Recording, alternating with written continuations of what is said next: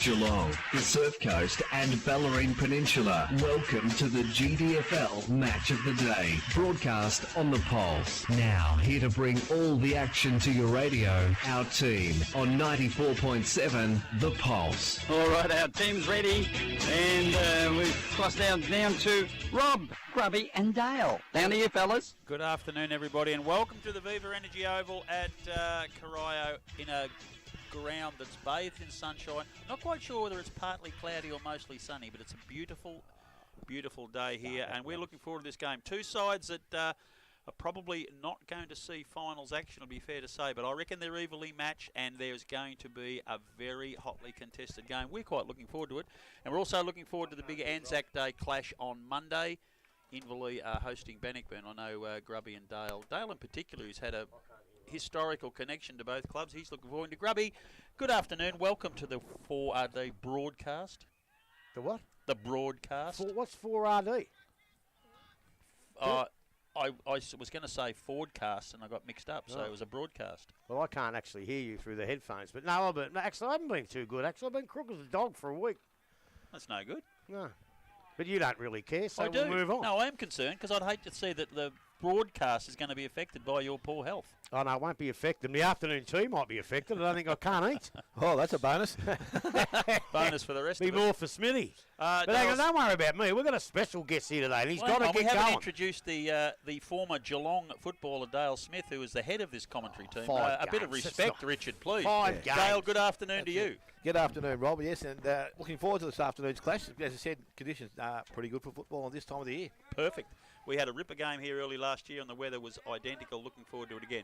Grubby, you do have a special guest, one of the gentlemen of this competition and a good friend of all of us. Do the introductions, please. Well, you're doing as good a job as I am, but yes, today we don't normally do coaches, right, because of the time frame, and most coaches tell us to, off. Yep. But we've got a bloke here today that he loves the broadcast, he loves us coming here. Obviously, they're doing a lot of work, him and Incy and Linda, because of the fact that I think Westie's finished as a timekeeper. Incy was telling me, and they need a bloke to run the bar, and they're all flat out, but he's kind enough to give 15 minutes of his time. The Corio coach, Darren Bennett, welcome, mate. Yeah, cheers. Thanks for having me. Now, listen. Well, the first question I had to ask you was, you did play a bit of footy, yep. Right? What's it like, I suppose, being the third best footballer in your family? Yeah, well, maybe fourth. I'm probably lucky Linda didn't play not just before. Now, mate, look, beautiful ground, beautiful day, two teams that we think are reasonably evenly matched. How do you go about it? Yeah, well, we just it's all about pressure with us, when we're playing our best footy, we're bringing lots of heat and plenty of tackles and plenty of pressure on the ball carrier. So that's the way we go about it, is to defend first and then attack after that.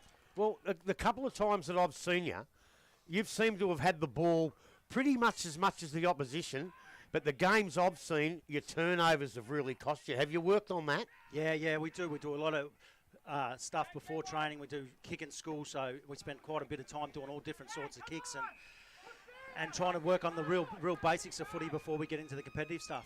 Right, now, what we do see with a lot of clubs at the moment is that with COVID and depth and injuries, how's your club situated in that way? Yeah, we haven't been too bad, actually. Like a lot of our guys got the dreaded COVID before the season started, so I think our boys went on a footy trip, and nearly all of them that hadn't had it got it coming back from the footy trip, so we've been pretty lucky in that respect. Okay, because what I've seen with a lot of other clubs is that they get 70 to 80 at training over the years, Werribee, I suppose, the main one. I go down this year and there's 35 down there.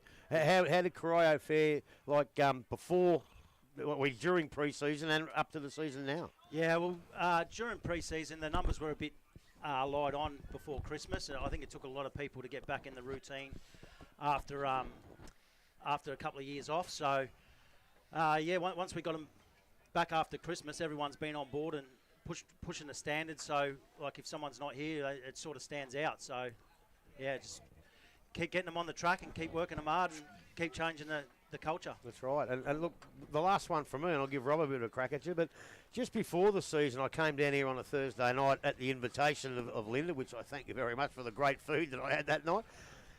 There was plenty on the track that night, but there was a lot of people around, and there just seemed to be a bit of a buzz that I don't really think I've seen it at Corio that often.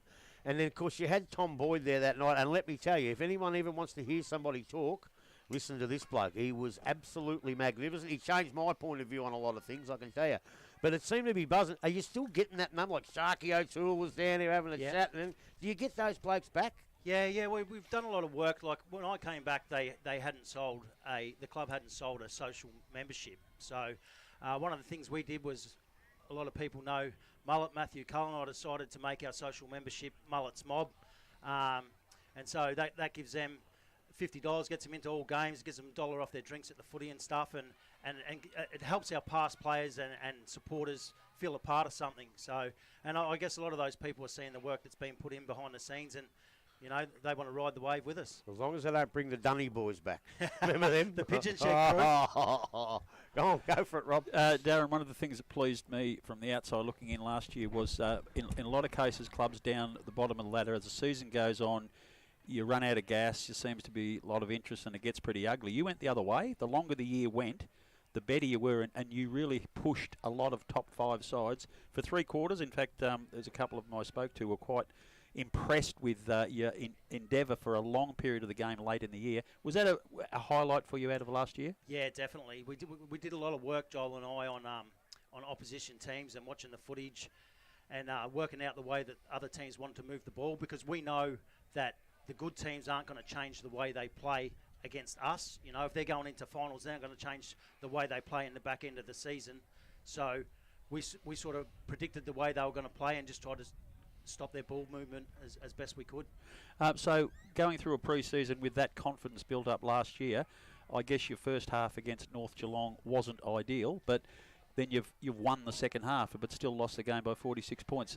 At the end of the day, is that one of enjoyment because the second half was so good, or do you really waste an opportunity? Yeah, I think we wasted an opportunity there. We didn't start well at all.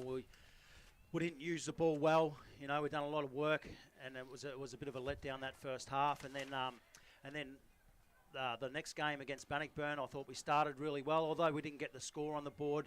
Our pressure and stuff was really high, and then we let ourselves down in the third quarter.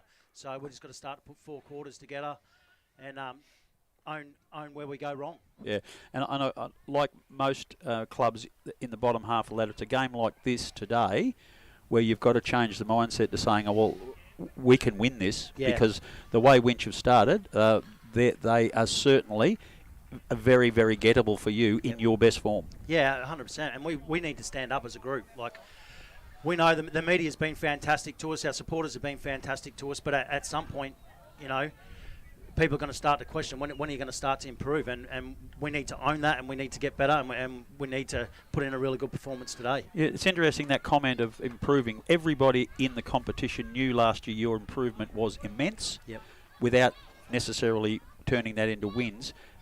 As a coach, do you really need to have numbers in the W column to say we've genuinely improved, or can you still get wins out of losses? Yeah, I don't think you need wins in the column, but I think you need to continue to improve, and then that will turn into wins. So at some stage we want some wins. We're hungry. Yeah. We're hungry for wins. We're doing a lot of work. We put a lot of time into it. Like pretty much every night of the week, Joel and I are either reviewing the way we play or the opposition, and so it's pretty much a full-time job after work during the week. So at some stage you need to get reward for that, and I'm hungry for it. Without you putting too much pressure on any individuals, we saw your side last year. We're looking down the team sheet. There's names that we remember. There's some new ones. Who can we expect to be impressed by today from what you've seen pre-season in the first 2 games? Jackson Doyle, he came to us late, so he lives in Melbourne, works in North Geelong. He's looking at moving down to Geelong. He plays across half-back and has been pretty good the first 2 weeks and works really hard, and he's got a good work ethic. Destin Burns that plays up forward, he played footy at Bell Park. He's only a young fella, I think he's only 21 or maybe even 20. But his work rate and that from playing a higher level, he gets up the ground and sort of links up our backs and our mids with our forwards really well, where sometimes we seem to fall down. But like sometimes I don't rate him that highly on a Saturday, and then I watch the footage back and watch his work rate, and I'm pretty sure at some stage during this year he's gonna burst and be a pretty lively forward. And support for Joel. We all know that he is, well, many think the best player in the competition, but if he's got to work in the middle of the ground all the time, it's difficult. If you can get more players in there to allow him to spend a bit of time in the forward line on days like this when you're probably going to have a bit of a supply to help you scoring. Yeah, so it's been a real issue of ours, and we bring it up regularly that he does need a little bit more protection in there. So we've had Braden Cotter playing in there that probably hasn't been in the form that he was in last year, so we've moved him out to a wing. We're actually, bit of inside info, we're actually going to start Toby in there today. He'll probably blow up pretty early, but yeah, his role will be to win his own footy, but also protect Joel where he can. Yeah, Cotter was very good. We saw him earlier last year. He was probably, consistently in your best 5 in the first half of the season, and he looked like someone who could really give Joel a good, healthy chop out. But has he sort of just gone back a little? He's just flattened out a little bit. So we need to give him a bit of a razzing, and he likes to play on ball. So by taking him out of there, hopefully shocks him into gear a little bit. Dylan Shelley not playing. No Grace playing today. So key forwards from last year are successful. Who are you going to be your targets? So Stewie will start up forward as well. So we've got a young kid from Lara, Jack Green, who's really green, but he's a good young kid, and he's pretty fit and he cracks in. So he'll start in the ruck. He's a slight built fella, but he's taken everything this year as far as training and that goes, and he deserves an opportunity. So Stewie will start forward. Obviously, Stewie's getting on, and we need to find a replacement. And he probably doesn't jump like he used to, but he'll go in there and help out at times. And he's a big fella. He's not getting any smaller, so he'll be hard to get around up forward. Well, I tell you what, if the young Green from Lara's as good as Terry Green when he played at Lara, he'd be a bloody good player. But what about me little mate Dylan Sapphire? How's he been going? Yeah, not too bad. He doesn't rack up the stats, but he's really good at the 1%ers. He tackles well, he spores well, he gets back and helps the defence. So he'll go through a wing rotation more than likely. He looks like a lively, quick little player who just probably, we've been talking to him about keeping his feet a little bit more. He goes to ground a little bit and takes himself out of the contest, but with his pace, if he can keep his feet and have those second and third efforts, he'll turn into a real player. Because I asked that because I know Glenn Orden were a little bit sorry to lose him, actually. Yeah, right. So, how tough is it to do the forward planning for a team like Winch, who have got probably, at least half of the players are new as you look down the list, so you're not really sure of what you're going to get. It's almost coaching to the moment. Yeah, definitely. So we'll just stick to our structures and line our boys up, and we'll just adjust as the game goes on. Yeah, just recruiting, Darren. Yep. As I said, there were a lot of new names in your side this year. How are you? Shut up, you. How are you finding getting blokes to come into the club? Is it through like association with mates, or is it just blokes now because they've seen a bit of an upgrade or improvement in the side that they're easier to bring into the side? I think probably two of the newer guys are Matty Curick. He's working down in Barwon Heads and has just moved here from Sunbury, so he was looking through a new club, and I got onto him through a mate through his work. So. So I just rang Matty, and he's a bit of a no-fuss bloke, so he didn't really care about our reputation. And same with Jack O'Doyle that'll play off half-back. He doesn't really care about our reputation, and maybe that's what we need to look at new guys to the area. And, obviously we've got a fair stigma that goes along with our club, and which we're trying to change. But you've already changed it a hell of a lot. That's what I'm saying. That's why I reckon in the last couple of years, you've got a number of players. I just spoke to Nathan Kenyon out in the ground before, and he said he was surprisingly surprised about where the club was and just the atmosphere around the club. From what, and as I said, from being not outsider, but just you hear things and all that sort of stuff. But that seems to have well and truly gone. So you're definitely going the right way, mate. Just got to keep hanging in there. And as I said, there's got to be a game around the corner, and hopefully today you can show us that could be the one. You want a tip for today? What's that, mate? Discipline. I've spoke to the umpire, and he's basically said arms out that Daniel Dorman's going to pay him. Well, I spoke to Daniel Doran out there before myself coming across the ground. I said, mate, if they put their arms up and don't say anything, you can't pay a free kick for sure. And he said, I said, if they mouth up, I can understand you doing it. But anyway. Well, Steve Keating told me they weren't going to pay it, and we will talk about that before we do that, because I think you got my text wrong this morning. But, I think he'll pay it. So, for God's sake, if you get a free kick against you, and I don't even say no worries up, because if you put your hand up, he might pay a 50. As soon as I seen him walk through the gate, I thought, game on here. Just on that though, Darren, Grubby's, what he's saying is very right about the discipline, but your club's performers talking about changing the status that we might have. I think you've got you had one player front the tribunal out of your first and seconds in 2 years. Yeah, and that was No club can match that. Yeah, that's something we've been big on, and I always talk to the boys about like being disciplined, but with a young group as well. Like at some stage, like when they're getting beat up by older guys and whacked around a bit, I need them to come back at the opposition a little bit, but just do it in the right way. Protect each other, pick each other up, stick together. But also, I don't, by changing the club's culture and the way it's perceived, I also don't want to open the boys up to look like a lot of Nancy boys. Yeah, exactly. It can go the other way if you're not careful. So I'm very mindful of it. That fine line. Well, that's the job of a coach. Yeah, 100%. Yeah.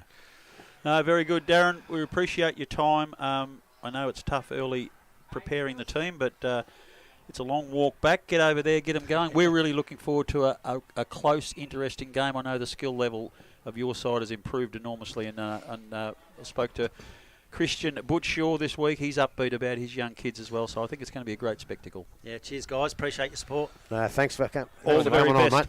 On, mate. Steelo, we might go back and clear some sponsorship announcements and come back and a bit of a chat about a local footy and in particular the umpiring situation. You're listening to 94.7 The Pulse. This is Country Football.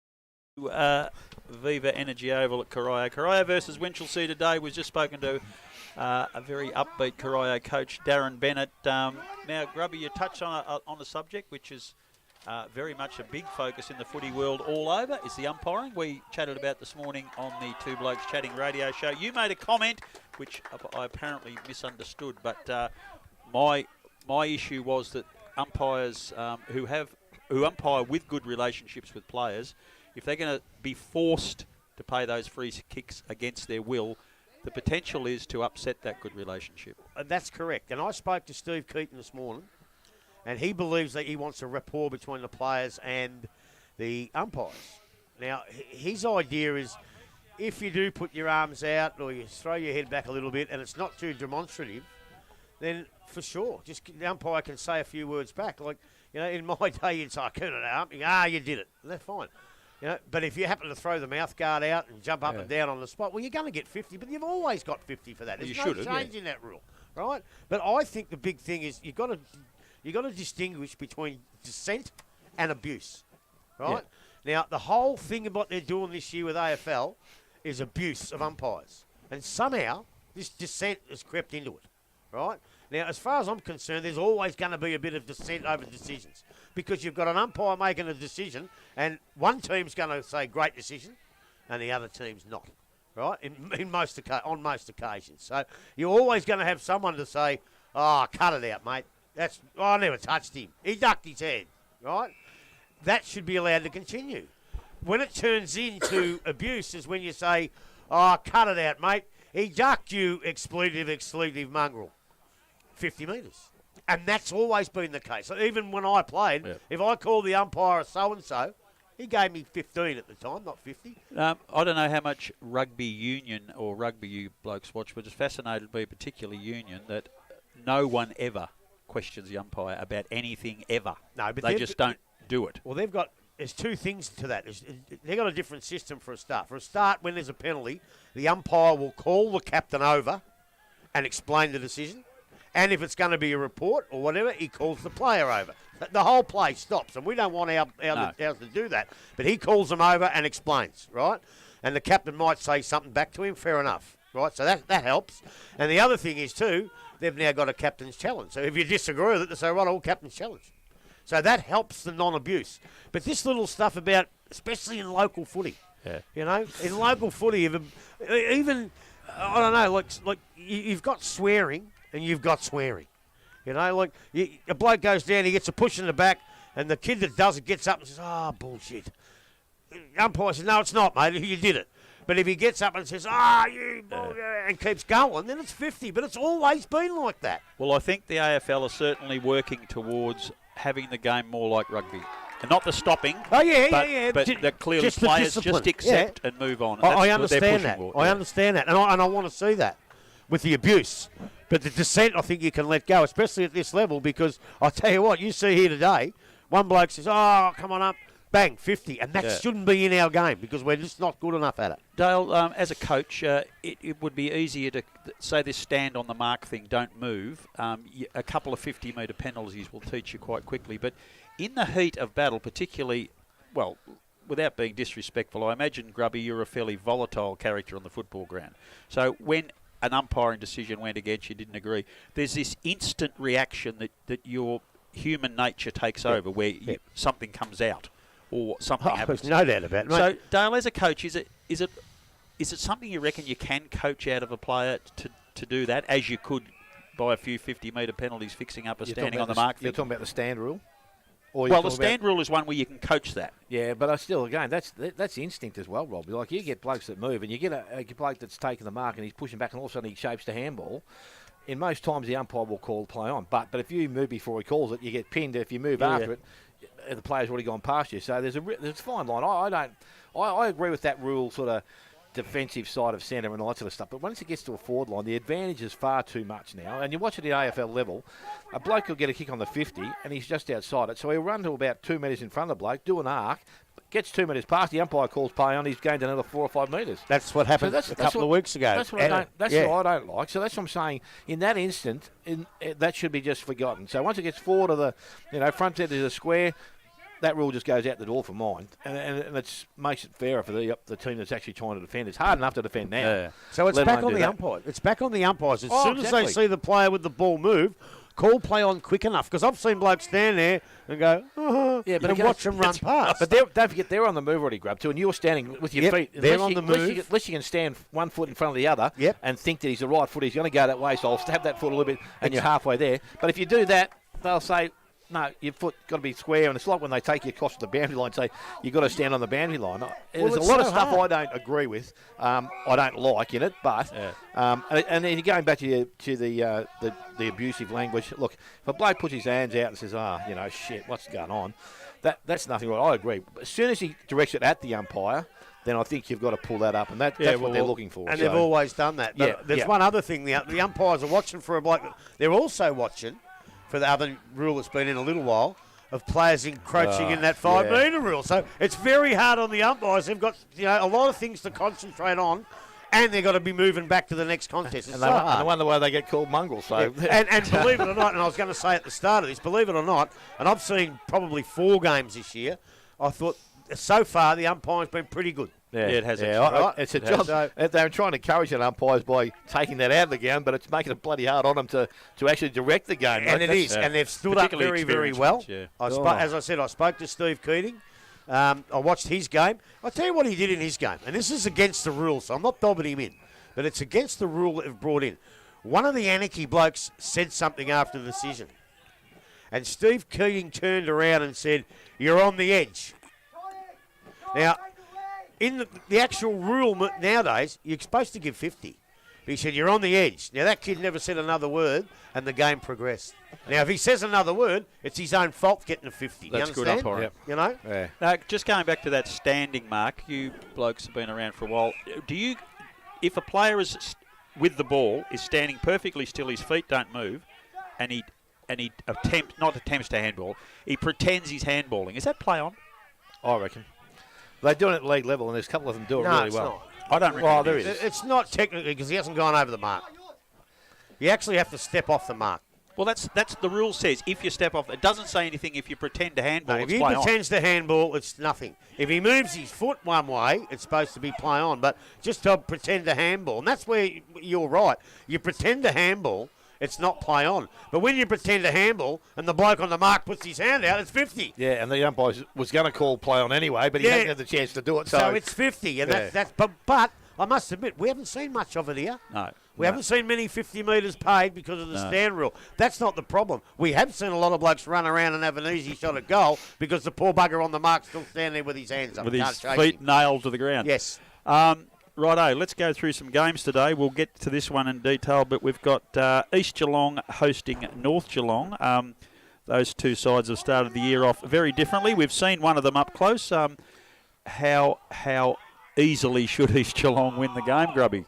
Look, I think pretty easily because I think North have still got a stack of injuries. And even their seconds, they're getting blokes from everywhere to play in their seconds and whatnot. And they're struggling a little bit, although it's East are 2-0, but North are 1-1. They've won one. They come out here first up and won by 8 or 9 goals or whatever it was. So, look, I think they'll play all right for a while. North, they looked okay to us against Inverleigh, although Inverleigh, if they had kicked straight, might have been a different story. Yeah, but Brockenshire, Henderson, Marnie, Davis, Charlie Farrell, young Reynolds are all in the best when we saw them. And hopefully those blokes all play pretty good again. But out at East at the moment look to me to be the second best side, maybe. It's I know it's only after 2 games, so we've got a couple of weeks to rectify that if need be. But the bloke that's hot is McLennan in the ruck. He was ruckman in the team of the year last year, and he's been their best player both games in a row. So he's on fire. Young Mars, but Mars. Is that the bloke that was already there or the new bloke? Who is it? Mars.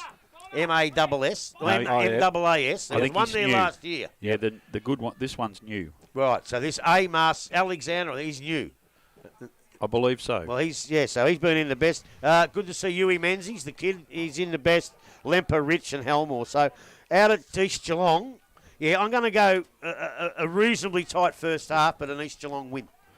Yeah, I agree, Dale. What do you think? Yeah, I'm a bit lost here because I've been away for a little while over the weekend and really haven't had a chance to sit down and do much of the There's no work. excuses here. No, mate. that's you're probably right there, Grub. But I'm interested in Charlie Farrell. I spoke to last week when I watched him play. He runs with a straight leg, and I reckon he's had hamstring issues. So I'm just wondering whether he runs to protect it or whether he's actually had re-injured You it brought that up week. last year, and you brought it up again last game. Yeah, it was just funny. He seemed to move well, but I reckon I've seen him move a lot better as a kid. So I don't know whether that's an undergoing or a new existing injury that he was trying to protect, or whether he's just the way he does it now, just to protect his leg overall. But he is a good quality player. They have got some good kids in that side. Yeah, they have. And I was good to see Habs young bloke get up the ground a bit last week, and I think he would need to do a bit more of that. And again, the young bloke in the ruck, what was his name? Davis. Davis. I thought he did a tremendous job. Yeah, last so did week. I. So after having seen him after the previous couple of years, he's always been that second ruckman and did that admirably, but I thought he was really, really good. So he will give him a presence in the middle of the ground. I think East Geelong are far too strong.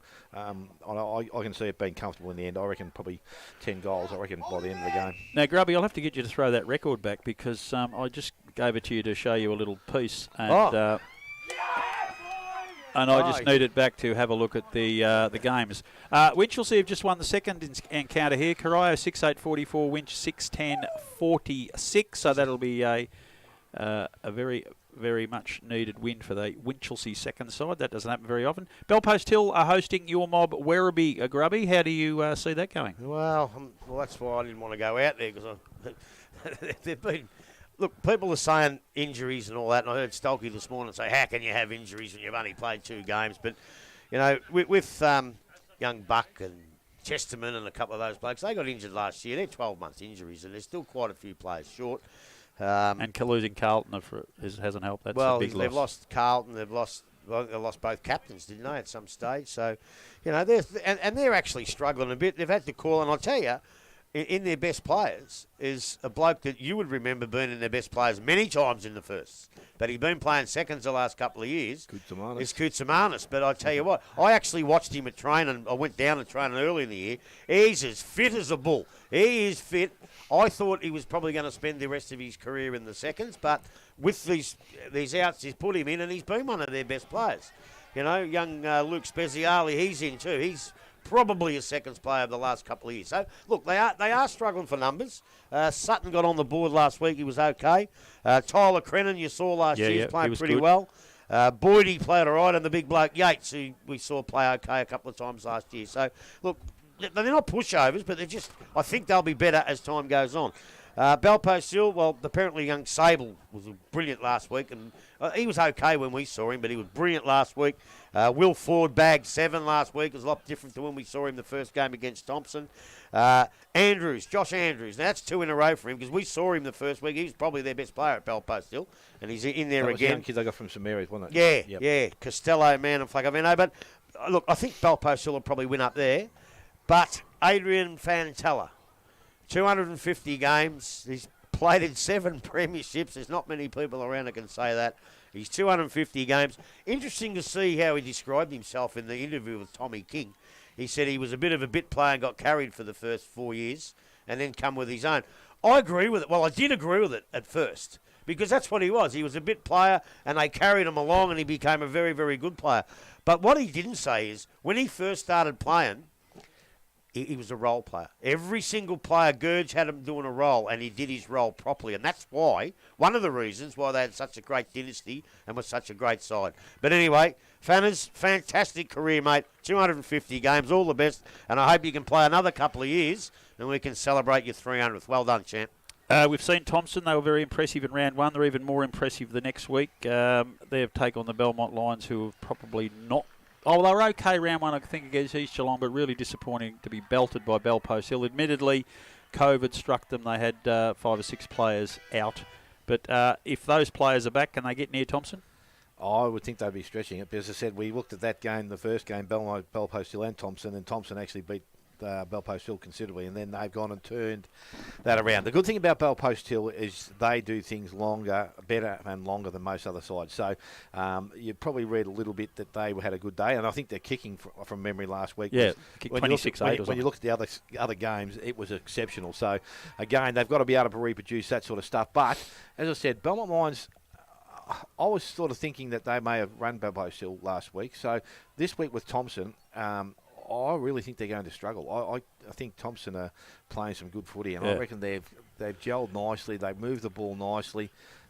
They've got some really good key players in their side that they brought in. I was talking to Grubby's mate Dan Freeman last weekend, and he's kicked 10-15 so far this year in 2 games. If he turned that to 15, and he's got his mojo back. He said he was thinking about giving the game away after he did his Achilles. He had time away from the game and enjoyed the time away. But Lynch has got him back, and Lynch has instilled his mojo back. So he's on a path to get himself right and get better. And if that's happened all through the club, they could surprise. Well, as I said, if he's getting his hand on the ball and he doesn't have to have it too many times in his hand, he's going to kick 5 or 6 most games, I would think. If he gets close to goal, that's what's going to happen. So he can be very, very dangerous. Yeah, look, 2-0 versus 0-2. Belmont, I probably expect them a little bit more out of him, and we probably haven't got that yet. Whereas Thompson, we didn't know. We had so many new players that first game we saw. You know, we could have had them anywhere from about 4th to about 10th. We just didn't know. But we saw a few that day. O'Halloran got in the best players last week. I was impressed with him, although he didn't do much. Yep. And the big bloke, Excel, and Sam Green, they didn't do a lot, but they showed me, just watching them, they know how to play football. They can play football. Yeah, I think they'll get better as they go on. They will. Yep. Uji's, Donahue, Habgood, and Mitch Sheedy was in the best again, which is, them two boys are pretty good players. Freeman is just, he holds the key when it gets to the forward line, right? But I'll tell you, don't worry about when it gets to it. It's got to get there. Yep. And we mentioned in Darren Bennett's interview before that Joel Bennett, a lot of people think he's the best player in the league. Well, I can tell you now, Brett McLeod's just as bloody good. And the fitter he gets and the better he gets, look out, because he's a magnificent player. And while he's playing, they're always a chance. And I think they'll finish up higher than what we thought. Just quickly, a couple of games left. Geelong West, Anarchy looks to lay down Mazare. Very much so. Yeah. Speaking to Butch Shaw before the game, he said he's never seen a side at this level that have got so many blokes over 6 foot that can all run. He was pretty impressed, and he said you've got a lot of blokes that have actually come from high level of football that he knows himself that actually can play footy. So they've gone out and recruited pretty well, Grub. So you might be right. We better have a look at those systems and see how many points they've got. But as I said, I'm not. It's not insinuating there, but he was very, very impressed, and he would be very surprised if they didn't have a very good say in beating some of the we'll have another top sides in that. Another chat about the points another day, but Winch have got 4 extra points and they've got maximum today, and they're not going to play finals. So it's a tough gig running these clubs and How do you recruiting. know Sorry? How do you know they're I'm not? pretty confident they're not. Well, I'm not so confident. People are running down Winch a fair bit, but I'm not running them down. They're probably a good side, but they're not going to play finals because there's too many sides better than them. Well, at the moment there is, but finals aren't played till July, August or September. And I think they can get better and better and better. I think if it's close and they can win a few games early, I think they can come home and be one of the sides to be involved in chasing that last spot. I think that they are still a chance. So you'll get a good indication because they've obviously beat Anarchy only by 30 points. Yeah, first game up. Yeah, that's fine. Never played with each other before. That's 14 fine, new blokes. But then they've gone and played one of the sides we really think can be one of the top 4 or 5 sides in the league. And lost. And pretty comfortably there too, I think, wasn't it? But not disgracefully. No, what was the margin though? 6 goals, isn't it? Well, that's right. And now they've got a game here today, which everybody would expect them to win. No, everyone's gone the other way. Oh, have they? Oh, okay. Well, I would expect that they would start favourite if I was running a book. Same here. But I'm not going to discount the Corio side, especially at home. Oh, no. And if they get their tails up, and a few of the blokes, as I said, we haven't spoken about this Dale Peters now. He come from Anarchy, and he was a good centre-half forward out there for them as a young kid. Now he's getting a little bit older. I'm not saying he's only probably mid-20s, but so he's got a bit of experience that he can provide that for this side out here, especially when you lose Shelley, one of your key forwards and things like that. He's a little replacement that he can go forward and have an impact. You're right. So we digress, but I'm going for West to beat Anarchy. Riddle, Mills, Baumgarter for 2 in a row, Cook, Kavanagh and Pyle. And with West, Ian Alley, Viney, Hall, Burke, Piers, Fraser. And it might sound like the Adam Lehman show because we gave him a big boost last week for he goes all right. having his child. And today he plays his 100th game. So, when he first started playing, all these blokes not much good. He's wanted to fight blokes all the time and doesn't watch the ball. But he's actually modified his game to be a real handy defender. He had to, and he did. Good luck to him, 100 games, and hope he plays many, many, many more. Winch got beaten by 68 points against West, so it was a bit of a margin. So, Grubby, how will they go today? I think they'll win, Winch. I think they'll win. I just think, as I say, looking at their players, where they come from and talking to Butch Shaw and the big fella, what's his name, that big idiot? Daniel Gretzky. Talking to them at the launch and that, they got players there that can play, and they haven't played with each other. Look, I just think they'll get better and better. O'Hanlon, Kendall, when we know Dunkley's a good player. I think you'll be impressed with O'Hanlon. Yeah, well, there you go. Howard. Bordervalis has been there for a long, long time. The player I like, who I put him up in almost in the top echelon in players in the GDFL, is Jackson Smith. I think he's a very, very good player, Jackson Smith. Unfortunately, they lost blokes like Ethan Floyd and Will Ford. They're hard to cover. They really, really are. But some of these blokes, we might see them out here today and we might see how good they are, and they might shut us all up and have a big win. I hope Corio keep it close, and in the end, who knows? But I just think Winch will win the game today, but who knows? Dale. Yeah, no, I think they will win. As I said, they would start favourite in my books, and I would hope that Corio can put in a really good four-quarter performance, and that will be a chance for them to actually win the game if they can do that. If they're going to have their 5 and 10 minute lapses, this opposition could take the game right away from them, so they could stretch it. But I reckon it might be a 4-goal game to Winchelsea. Well, I'll tell you what. Sorry, can I say one more thing? Yeah. If they don't win today, Winch, or win by 1 or 2 goals, then I'll change my mind and agree with you and say they can't play finals. All right? I'm serious about it. We'll go back to you for the the game starting announcement, David, and then we'll be back here for the match of the day.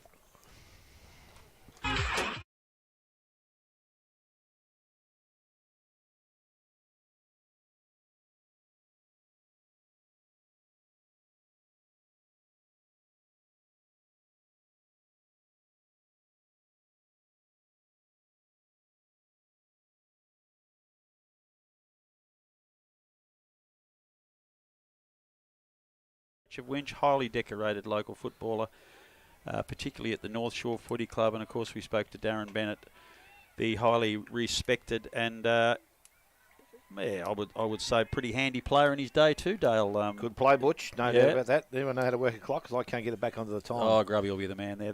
Eric Nichols Memorial Clock is not functioning so well. Our expert commentator has left the building, but there's nothing to commentate on at this stage, so we'll wait till he returns. But here's the hierarchy are in.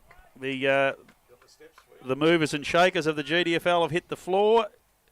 Daryl Jarvis and Neville Whitley, welcome to them, to the Corio Oval. We're down in the centre. Mark Stewart in the goal square, Dale. Has he got the hands and the foot skills to cause Winch some problems there? Well, he's definitely need to get the ball hit in above his top of his head, mate, because if he doesn't, he might be in a bit of trouble, the old big Stewie. But as I said, he can still take a mark, and he could be dangerous. So it's going to take a good man to watch him. And I've got no idea how to work this clock, Eric, I'm afraid, but I'm not getting any closer. It's just a bit of a late notice. The umpires... Oh, hang on. I think I might have got it. I don't know how I did it, but I think I might have got it. The umpires are looking across at us. I don't know if they're waiting for us to give them the all clear to start, but... Green lights all here, boys. We're right to go. We're right to go here. This is the 94.7 Polls match of the day, GDFL football from the Viva Energy Oval at Corio. The Devils are hosting the Blues. Grubby Cations and Dale Smith join me, Rob Cameron, in commentary. And I don't know why we haven't started the game, but everything appears to be in readiness. We're just waiting for a siren. Yes, it's got us all a bit give us a at chance the moment, to look around and get some numbers on players, because I would say, Dale, from the last time we saw these two sides, there'd be probably 20 new players on the ground. Yes, quite a few, as I said, and when they change jumpers, that doesn't help things either. So we're just hoping that we can pick them up and hope we can do some credit to this call. We'll probably make a few mistakes, a few more than normal, but that's nothing unusual, is it? Nev? Oh, magnificent, those steps out the back now. Yes, the knees are working very well coming up and down has them. Kicked in nicely. We were worried about our backs and ankles and hamstrings, Dale, but everything's good now. So we're still waiting. We have had a sound of the siren, but it must be an official starting time that they're waiting on. It's 1:59. Perhaps they're waiting for the 2 o'clock to actually officially tick over, but we're all ready to go here, as I said. Really looking forward to the game of Braden O'Hanlon, number 20 for Winch, Dale. He is a young fella who played all his junior footy at Mottawarri, and he's had stints at Colac, South Colac, Port Arlington. So he's been around. And, and now he's found a new home at Winch, and he's a tenacious little character, and I think you'll enjoy his game. So ruckman go out in the middle of the ground. Again, it comes down, and it's not going to be cleared too quickly because there is a good number of players around the ball. Umpire will come in very quickly, and he'll get the ball back once again. Throws it up very quickly. But both ruckman again go at it. This time Maloney does get his hands on the ball from the centre of the ground. It picks up, and a free kick has been awarded. And it's going to go to Winchelsea. The ball ends up there in the hands of O'Hanlon, and he goes into their forward line. Ball hits the ground. The ball is now going back to outside, picked up and kicked forward further afield by Williams, and there goes to the forward pocket. Will run over the boundary line, and will throw in the forward pocket beside the behind post. I know one of the concerns Butchshaw had about Braden O'Hanlon was his disposal, but that was a delightful little kick, so he's obviously concentrating very hard on making sure his team keeps possession. So the ball thrown in by the umpire, forward pocket, we said. Ball taken out of the ruck contest. Handball comes out the back, and now again players run towards it. It's been picked up. Handball goes out. Not too sure who that was that had the ball, but Corio now have the ball in the hands of Bennett, and he delivers the ball back towards centre wing. That's a good mark, good kick, and the mark has been taken out there. I think that's Sharp. He goes back into the middle of the ground looking for the big fella Stewart. Contact was made. Ball comes to ground. Again, Corio now have the numbers around the contest. They can't win clean possession of the ball. Runs free. And again, ends up there in the hand of teammate in Smith. He goes out wide. Kick didn't hit the target, but they've been able to go back and collect the ball. And this is Edwards. He goes back on his right foot. Short kick forward. Also very good. And Lachlan Sharp it is. He's taken the mark. He's got players back in the middle of the ground. He decides to come back into Bennett. And the mark is taken. This is Toby.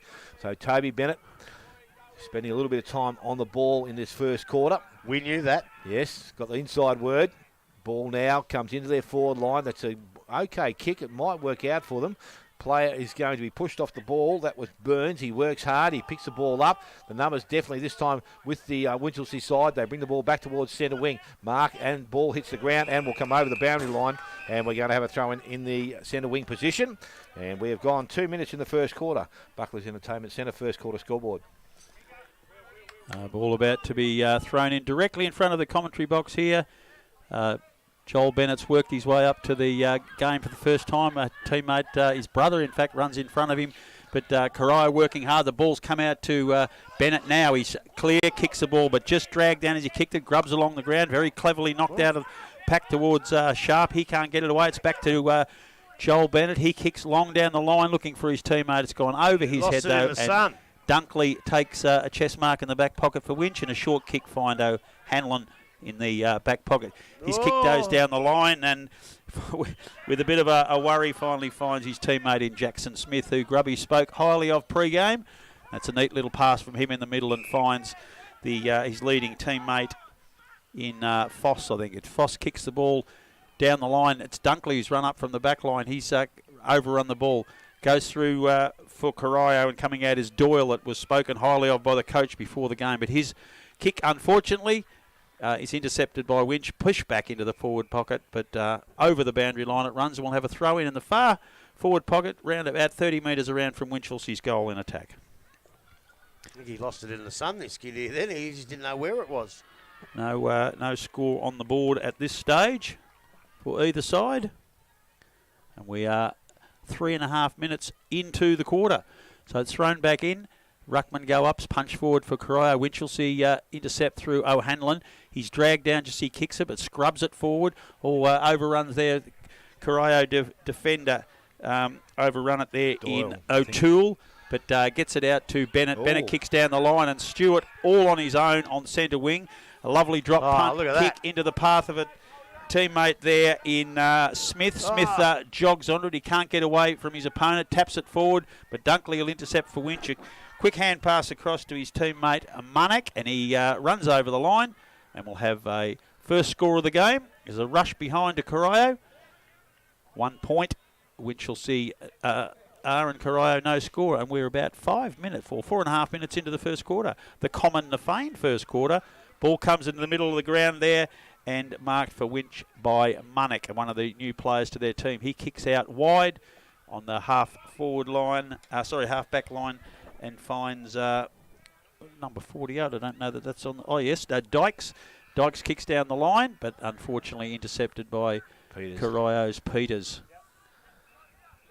He's got the ball now. That's right. Brings the ball back towards their half-forward line. Mark not taken. Ball hits the ground. Picked up Cotter, I think it is. Runs onto the ball. Delivers the ball long. That's a great kick. And a great mark. He did make hard work of it. And the mark has been taken. And not too far from goal with an opportunity now to go back and kick the first goal of the afternoon. I don't know if these blokes watch the AFL or the coaches watch the AFL, but they tend to stand 3 or 4 metres in front of their opponent. When a kick comes like that, it's just an easy mark to look forward. What's wrong with staying on your man and staying side by side so you can make a contest, have some sort of a chance of spoiling him? Yeah. So Burns it is. It's going to come in and kick for goal. We'll get a good look at it from where we sit. It's a nice kick off the boot. I'll tell you what, that has not deviated 1 inch and has gone straight through the middle. Their first goal of the afternoon is to Destin Burns. And Corio now move to 1-1. They lead Winchelsea, who are yet to score. We have travelled just on 6 minutes first quarter. Well, as I say, you've got to play on your man as a backman in local footy. I don't know what they do in the AFL these days, but you got to give yourself a chance to spoil. Two things that I've noticed once. Big Mark Stewart, he might be a bit old, a bit slow these days. That kick was a beautiful kick, and unfortunately with the fumble, didn't come off. And I think it was young Edwards. He got the ball on the other side of the wing, and within half a step, he stepped around a bloke with beautiful finesse. Back in the middle now, Maloney gets the tap out for Winchelsea O'Hanlon. He breaks the tackle, hand passes forward to his teammate in James. He can't get a clear passage, but the umpire said he was tackled high. And Reuben James, there's a good song you could launch into. Kenny Rogers. James now kicks into the forward pocket looking for a leading teammate. It hits his hands but goes over the back. That was Tucker, who is a better player than that. Couldn't hold on to the mark. The ball's come out, but it's very short-lived. Centre wing, and coming across there to take a mark for Winchelsea, I think, is Kersop Cole. Kicks into the middle of the ground, and marking the ball there is Dylan Williams, who's one of Winch's better players. That's a neat little pass into the leading forward, and out and coming, taking a strong mark on his chest, I think, is Caleb Brown. He's a player who was very good for them a couple of years ago and missed all of last year pretty much. But he's come back to the club and excited them with what he brings. And right now he'll kick from a fair way out. He's going to have to give this an awfully big roost if he's going to score. It comes off the boot pretty well indeed, and over the goal umpire's head. And the first full score for Winchelsea. They go to 1 straight goal 6. Corio 1-1-7. And we are 7.5 minutes into the Common Define Hotel first quarter. Well, I think what you'll find, and it'll be a problem for Darren Bennett too, is 3 times now, Corio have come out of defence and looked $1 million and put it straight down the throat of a Winchelsea player. Their disposals, their turnovers are going to kill them if they don't get it right. And just be careful, Rob, because being a small ground, that 50-metre line's probably about 43, 44, so they can kick them from there, don't worry. So the ball back in the middle of the ground. Again, this time the ball is tapped down by Green, won by Cotter. Joel Bennett, and the free kick has been given prior to that. And the free kick goes to Maloney. He goes wide to centre wing, and from that centre wing position, Kersop Cole goes forward, and the mark has been taken out there by O'Hanlon. So he's going to just settle things down just forward to centre wing. Short kick further afield, also a good kick. Mark is taken out there. And I can't see who that player is, but he's got the ball. He's going to deliver the ball inside 50. Kick, a little bit too much weight on it over the top. Well, it's paid off all right. Mark was taken. They played on. The kick was poor. And now that Corio have the numbers back there again, it's another shot at goal, but it's gone out of bounds on the full. And that was through Caleb Brown. And a free kick will go Corio's way. So from behind, near the behind post. Was the umpire saying it was touched? It must have been touched, was it? I think that was Finlay Kersop Cole. Okay. So I'm glad you didn't know who it was, because there's no way you could say that. I'm going to go straight with Cole. Cole, now. You'll go for. I knew you would. I knew you would. Well, KC and the Sunshine Band. If you was at the Thoroughbred sales, Grubby, you'd be paying a fair bit for that kid. He's got an outstanding athletic background. Wow. Both sides of the family. Ball's kicked into the forward pocket, snapped for goal, goes straight up in the air, off the hands of the players, and I think the goal umpires called it as a point, and that is another rush behind to Winch. So scores level up, 1-1-7 each, and we are 9.5 minutes into the first quarter. So the ball comes in very quickly. A good kick and a good mark taken out there by Burns. Burns in the half-back line. He's pushed himself forward, looking for some options further down the field. First player to lead there is O'Toole. He goes at it. The kicks endured, goes longer. And the mark is taken, or nearly taken out there. And there was interference in the contest. And that's your mate, Dylan. Is it Kefai? Dylan Cephai. Kefai?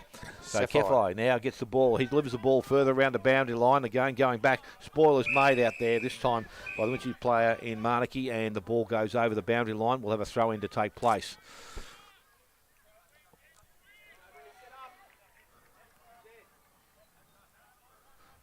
So just between centre wing and half forward. This time we're back in Corio's attacking end of the ground. Ruckman go at it. Ball comes front of the contest, comes out in the tackle, picked up there. Cornwall got through a little bit of traffic, got the handball away, which is okay. Again, they continue to work. A bit of pressure there, but they've been able to work the ball forward, and now the ball goes over the boundary line as Joel Bennett was pushed as he kicked it. Free kick will go to the Winchelsea side, and this is Henry. So Henry now got a short option, ignored that, so he goes back to the goal square. Dangerous, but it's going to pay off because the mark has been taken out there by McKenzie. He goes further to another McKenzie and Brad McKenzie. We know he can roost the ball, but again, they chip the ball, they keep control. They've worked it from one pocket to the other. But now the next one's got to be a good kick. and it's going to be turned over as the interception was made by Saddington, and the ball goes over the boundary line. So Corio a chance now to hold the ball in their forward line. Already with their skills and their delivery of the footy, I believe Winch are playing a lot better than they did against Anarchy in the first round. Their disposals now are way better already. Yeah, it's a good sign. So Maloney and Green. Green's a lean young fellow. He competes very well, though, as Darren Bennett said before the game that he would. Ball's dropped at their feet. A player is tackled and will have a secondary ball up.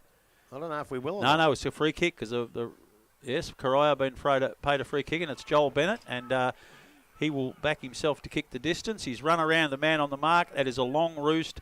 Very long roost into the goal square. Hasn't quite made it. Mackenzie punches the ball clear, not far enough away. Bobbles out of the pack. Corio onto again through Sefai. He gets it into the middle of the ground. Very clever bump there, but the umpire said more back than side. I thought so too. And that is going to be a free kick to Luke Cornwall for Corio, and he'll have a shot for goal about 30 metres out directly in front. You happy with that, Grubby? Yes, I was happy with that. I thought it was more back than side. If I'm wrong, I'll have a go at the umpire next week after I watch the video, but I thought he got him in the back. Was that Brad McKenzie that punched that ball first? Yeah, it was. It's come off the boot very, very nicely indeed from Cornwall, and that's the second major for the Devils. They go to 2-1-13. Winchelsea 1-1-7. 12 and a half minutes into the Common Nafeen Hotel first quarter. Look, and you know what I'm like, Smithy. I don't like to bag, but I'm not bagging him. But I've watched Brad McKenzie for quite a few years now, and I put him up in probably one of the best defenders I've ever seen play the game. And what made him that was his ability to take marks in the back line. And he didn't try and take that mark. He punched it. You know, he marks that and kicks it 60 metres. It's up here. So he just lacked a little bit of confidence in that contest, Brad. So Bath Ruckman, they haven't changed yet out of the little contest. They work at it again. Again, Corio through Cornwall. They're taken high, yes. And he's going to win a free kick. So Cornwall now with another possession. He looks to chip the ball in short. That's okay. Mark will be taken.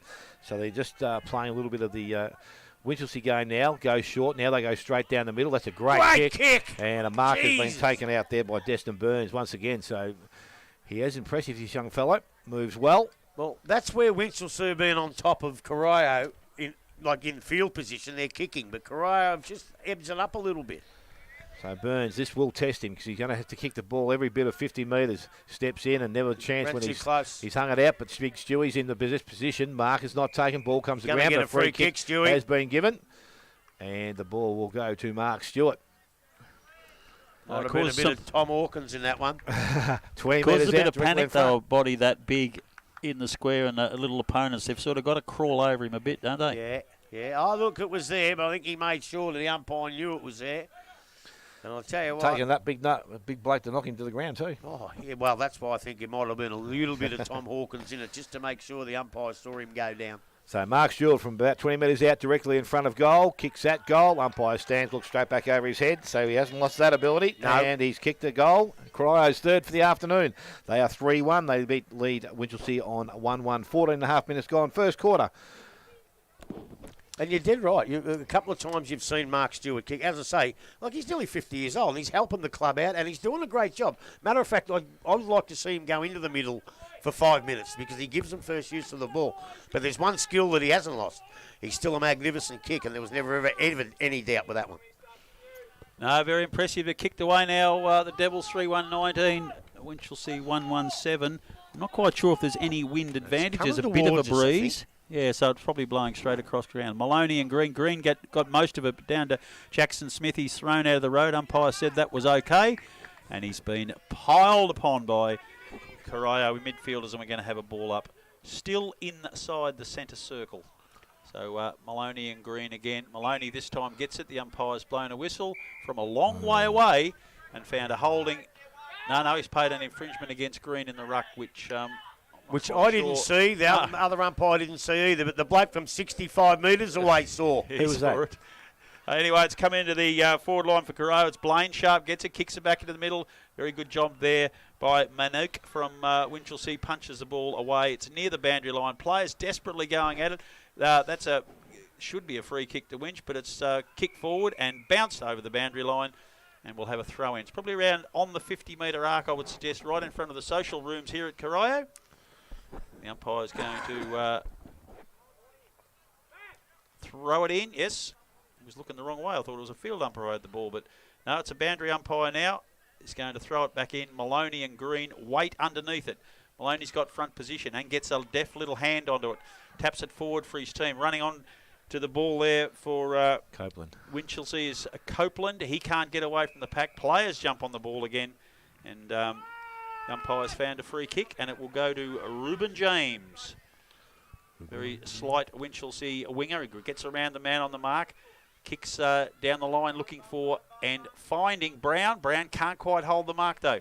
The umpire deemed he didn't have it long enough, although I thought it was pretty close. Punched out of his hands. Dribbles over the boundary line. Centre wing throw in. Tell you what, though, the ones like that, plus 10 free kicks have been paid. No dissent as yet. No dissent has been displayed at all, even from the commentary box, Grubby. Well, I think there possibly could have been about 3 minutes ago. Ball's I hate that. Thrown in again. Maloney slaps it forward for Winch, but it's Corio first on it. Jackson Smith gets it. Hand pass. It's ripped out of his hands by Toby Bennett. He muscles his way through, but coming through for Winch and kicking it forward is Dunkley. It was. Yeah, he kicks it forward, and his teammate Caleb Brown escorts it over the boundary line. It's only about 15 metres round from the behind post. Winchelsea in attack. They're 12 points behind. We're 17 and a half minutes into the first quarter, so they'll be desperately wanting to get a goal out of this 4-0 forward to keep themselves in touch. So boundary umpire's got it. Waiting to throw in, and again, we have a hold-up of some sort. Oh, I think they're asking these blokes to get behind the fence. I reckon we've got a striker. Tell you what. Yeah, there's a few of the Winchelsea reserves players have taken up residence on the ground, which was very ill-disciplined of them. They know they can't do that. It's a striker. I'll tell you what, they've got to get her off the ground. But take your time. That'll lift the crowd numbers, Grubby. This gives me a chance to say the umpires for today, which I haven't done it. Daniel Dorling, we all know about. Daniel Hitchcock, we've had. And Matthew Buckley, umpired senior for 2 or 3 years. He's an ambulance man too, so all the best today, boys. Okay, it's Caleb Brown for Winch, Dale Peters for Corio in the ruck. No one really gets an effective tap out. Copeland picks up the ball, but not before the umpire blew the whistle and found a free kick to Corio. And it will be Peters. Peters kicks. Kenya, that one. Oh, Kenya, was it? Down the line, punched forward for Winch. They can't get it clear away. That was a hit around the head, but got away with it right. Toby Bennett grabs it, slaps it on the left foot, basically kicks it straight up in the air almost. Wind takes it and pushes it over the line, and we've got an out on the full to Winch on the far side of the ground, and it's Bordavalis will take it. He's a low stabbing kick into the forward pocket looking for Tucker. He can't hold the mark, and it's gone over the boundary line. The forward pocket around 40 metres round from their goal. Desperately need a score out of this little attack forward. Players working very hard around the ball, making position, jostling away already. And Green for Corio will take up residence in the ruck. He does get it forward to a teammate, but it's James who slaps it on his foot quickly for Winchelsea. Pushes it forward, a bit of shepherding in the square, but it goes over the line for 1 point only. 1-2-8, the Blues. The Devils are 3-1-19, and we've just hit the 19.5-minute mark, first quarter. So the ball is to be delivered short into the back pocket. Mark is taken out there. Peters it is in some space. Looking for options further afield. Got a short player. Go back to Bennett if he wants to, but decides to go longer, and that was a poor kick, so it's gone straight out of bounds on the full. And we're going to have a free kick going back to Winchelsea. I don't think Darren will be very happy about that because, again, they're coming out and they're giving it straight back, and you can't keep doing that. So I think it's Forsman that bring the ball back into the forward line. Mark not taking again. Numbers at the bottom of the ground. Picked up by Kenyon. Got the handball out wide. Handball was okay. Put his teammate under a little bit of pressure, but probably not much other choice he had at the time. And the umpire now sees the ball go over the boundary line. Oh, no, it's not just in play. No, ball it up. That was a pretty good decision because he gave him plenty of time to get rid of it. Had no prior opportunity. Good decision. So umpire says now he's going to take it back. The ruckman now doing it. It's Tom Henry's gone into the ruck. Ball tapped out there by Green of the Corio side. I'm only going to say Lara then grab after we talked about it this morning. Oh, I wish you did. But I didn't. I wish you did. I nearly did. And we're going to have a throw-in to take place this time. So Jack Green doing the ruck work, and he's been unchanged for the total part of this first quarter, gone 20 minutes. Ball comes down the front of the contest. Joel Bennett, a little kick forward, didn't travel too far. Cornwall in there, picked up by Jackson Smith. He had it in his hands, tries to walk out of the contest. Umpire again says that there's going to be another ball up. That would have been 1-1 too if you had said Lara. Why? Well, this other idiot before over here said the wind took the ball out of bounds. We just said the wind's coming the other way, Cameron, you idiot. So the ball thrown up by the umpire. Both ruckman at it again. This time I think Green had hand on ball. Brings it down. Umpire said there's a high tackle in there, and it's going to go this time I think to Jackson Smith once again. So he's winning possessions at ground level. Well, not too sure. Neither the umpire, I think. No, going back to Jackson Smith. So Smith now, he's outside range. He needs a short option. He goes short. Good lead up. Kick was okay. Nearly got through the contest, but Corio had numbers back. At the moment, it's going to go back, and it's going to be Corio win possession of the ball. Underneath it, is it Cotter or is it Joel Bennett? Might be Joel Bennett, and the free kick has been paid to him. Hasn't had any clean possessions for most of the game, but he goes short. That's okay. And coming up to take the mark this time is Braden Cotter. So Cotter now goes out wide. Kick was called in by the ruckman, but he couldn't get to it. Green, so it's picked up this time. It's further afield again. Another skill error, and the ball goes out of bounds, and that was Saddington this time. Out of bounds? Yeah, I a long parked way in out. the Shell Club. It just smashed me windscreen. So free kick again, going back to the Winchelsea side. So they've got an opportunity to put the ball back into their forward half, and Henry again. This time he decides to go long into their forward line. That's a that was free a free kick. I saw that from here too, Grub. I agree. Hands on shoulders and one hand up trying to take the mark. Ball comes down. Copeland had it. Another high tackle. They went out of the contest though. Ball has gone out of bounds. And Smith went towards goal, but it's not going to be paid because it's going to come back. The umpire said it has gone out of bounds. What? No, he's called. No, he actually paid a free kick to him and he paid advantage. Okay. So there you go. So he now has his first goal of the afternoon, Jackson Smith, and the second now for the Winchelsea side. So it's 3-1 to the Corio, 2-2 to Winchelsea. Well, from what I saw, he actually did get it. It wasn't damaging, but he did get one a little bit high. He's called a high free kick, and Smith just kept going and play advantage and a beautiful kick for goal. And I said him before the game, he's a good player, and I tell you what, he's proven me right because he's probably best on the ground at the minute. He's going very, very well indeed. They've got a couple of good Hanlon's going well in the middle as well. Yeah, he's the other one. And Maloney's been very serviceable in the ruck, so they've got some penetration. They need some score. This time it's Henry, the younger brother of the two AFL players, or older brother actually, doing battle in the middle of the ground, but can't get away, and we're going to have a secondary ball up. Still inside the centre circle. I just think, as I said, with a bloke like Maloney in the ruck, I just think they need Big Stewie to come down and win a few tap-outs and give him the ball for 5 minutes. Yeah, so Henry this time gets first touch on it again. Comes down forward. O'Hanlon slaps it forward off the foot. Copeland comes through. Can't break tackle. Can't get away. Coming through hard there was Henry. He was pushed. The umpire said it was okay. The ball's now come out into free space. And running onto the ball is Joel Bennett. And very cleverly kicks it forward. But doing a good job there for Winch is Forsman. Gets it across to a teammate by hand. Oh. He outsmarts himself with a little blind hand pass to Forsman, but missed. Oh, that's a good solid attack on the ball there from Corio, a player, and unnecessarily it's Matthew Couric, and unnecessary aggression, and he's given away a free kick, and I don't reckon Darren Bennett will be too happy about that. Well, I'm not either. They worked cost- so hard to get it up there. Yeah, it seemed silly. Forsman with no one on the mark, looking for an option. He kicks down short, and coming out to take the mark for the Winch is Gemmell. Gemmell with these opposing number one, Joel Bennett, on the mark. Gemmell now kicks down the line, looking for a teammate, but the umpires... Oh, no, it's been place played it. It looked like that was a throw to me. Very casual. Very casual indeed. It's Foss who gets it across. Henry's dragged down, and the umpire said, "You have held it too long, son." And Corio's Cornwall will take the free kick. Neat little pass out and finds his teammate in Edwards. Right in front of us in the interchange gates, far side of the Viva Energy Oval. We're 25 minutes into the first quarter here. Edwards kicks down the line, very close to the boundary line, punched away and over the line. Another boundary throw in right on the 50-metre arc. Corio in attack. That's one of the good free kicks because he took a step and a half, tried to break the tackle, all of which constitutes prior opportunity, and the umpires saw it brilliantly. Well done. So we've got a boundary throw in now. It's Green again. Green got a bit of a fist on it, but it's Jackson Smith who gets the ball out of the stoppage to a teammate. Slaps it quickly on the boot, kicks it down the line, and coming out to take the mark is Foss. Foss cleverly kicks it into the middle of the ground, into the path of Williams. Williams runs on it, balls bounces perfectly for him.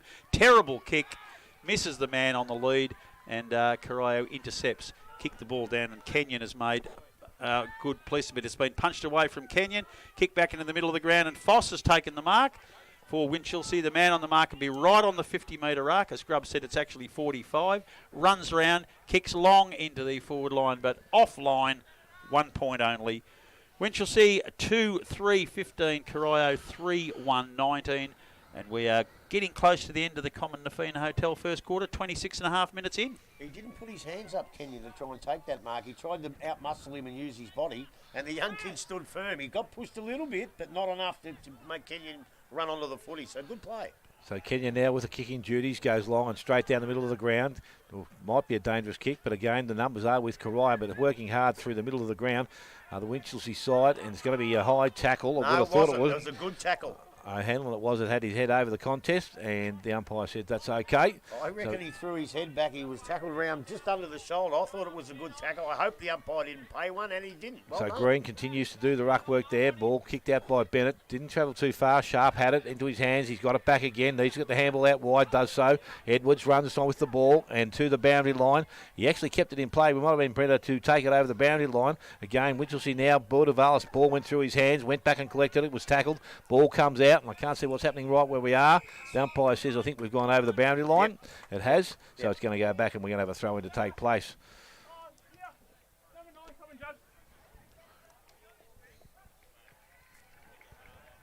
So Green continues to do the ruck work.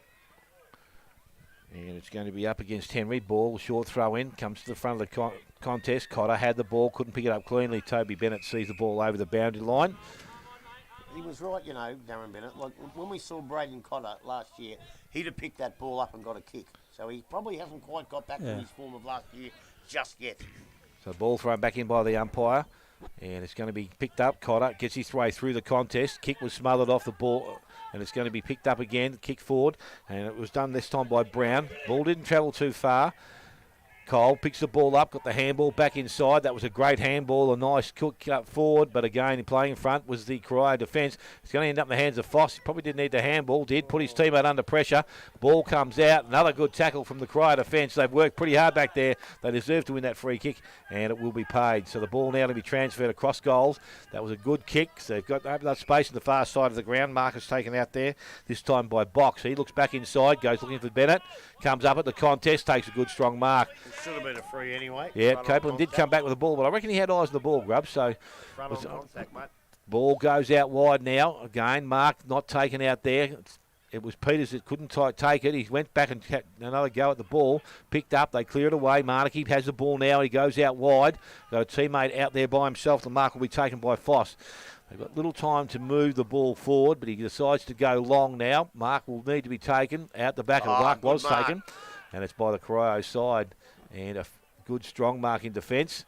So an opportunity for the Corio just to settle things down. Little short chip to the back pocket.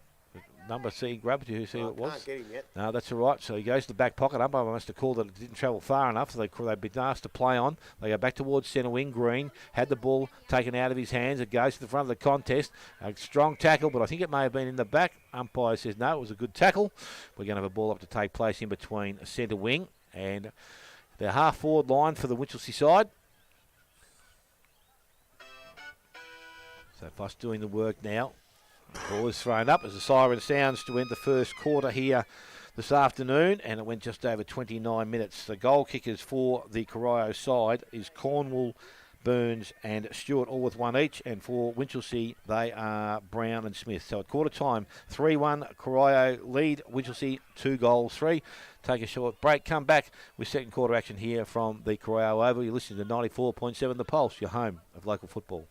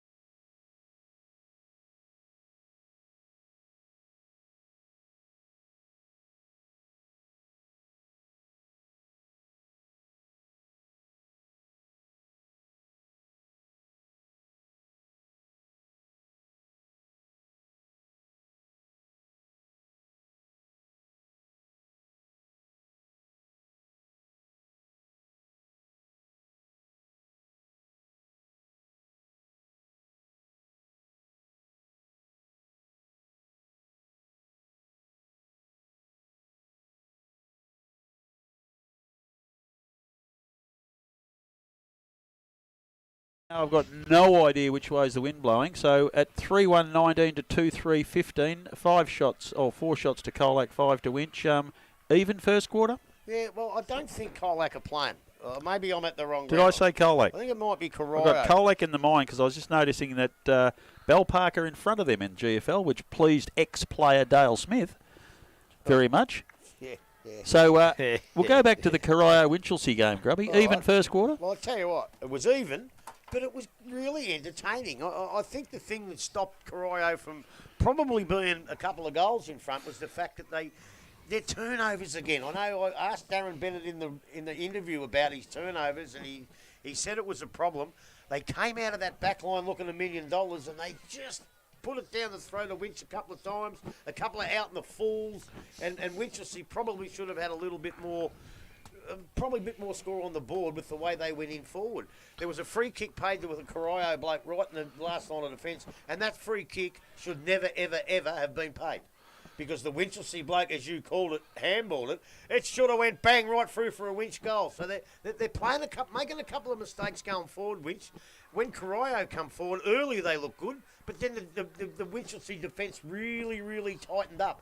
So around the ground, I reckon Winch a little bit on top, but I think if Corio can actually get their disposals and, like, coming into the forward line, Stewart a couple of times, Joel Bennett hit blokes on the chest. When they do that, they can kick enough goals to win.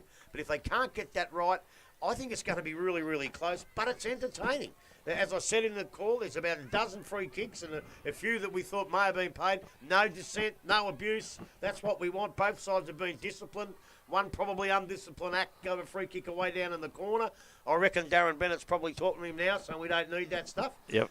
But other than that, I really enjoyed the quarter, and I think we're going to have a pretty enjoyable day. So based on that, you'd be wanting to now congratulate Dale on selecting this game then?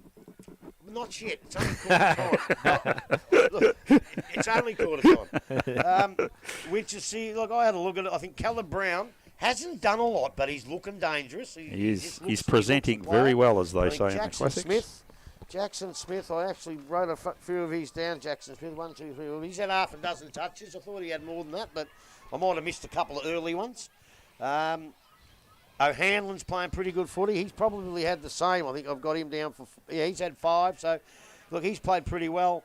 Dunkley's gone all right. Ruben James has had a bit of the ball.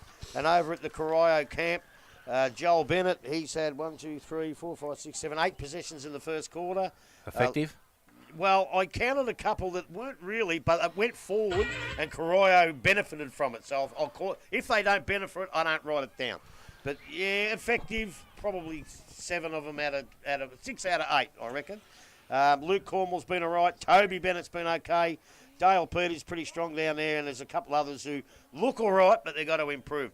I haven't seen BJ get a kick yet. Is he playing? Yes, he is, sir. Well, come on, BJ. Don't let me down. I'll give you a big boost.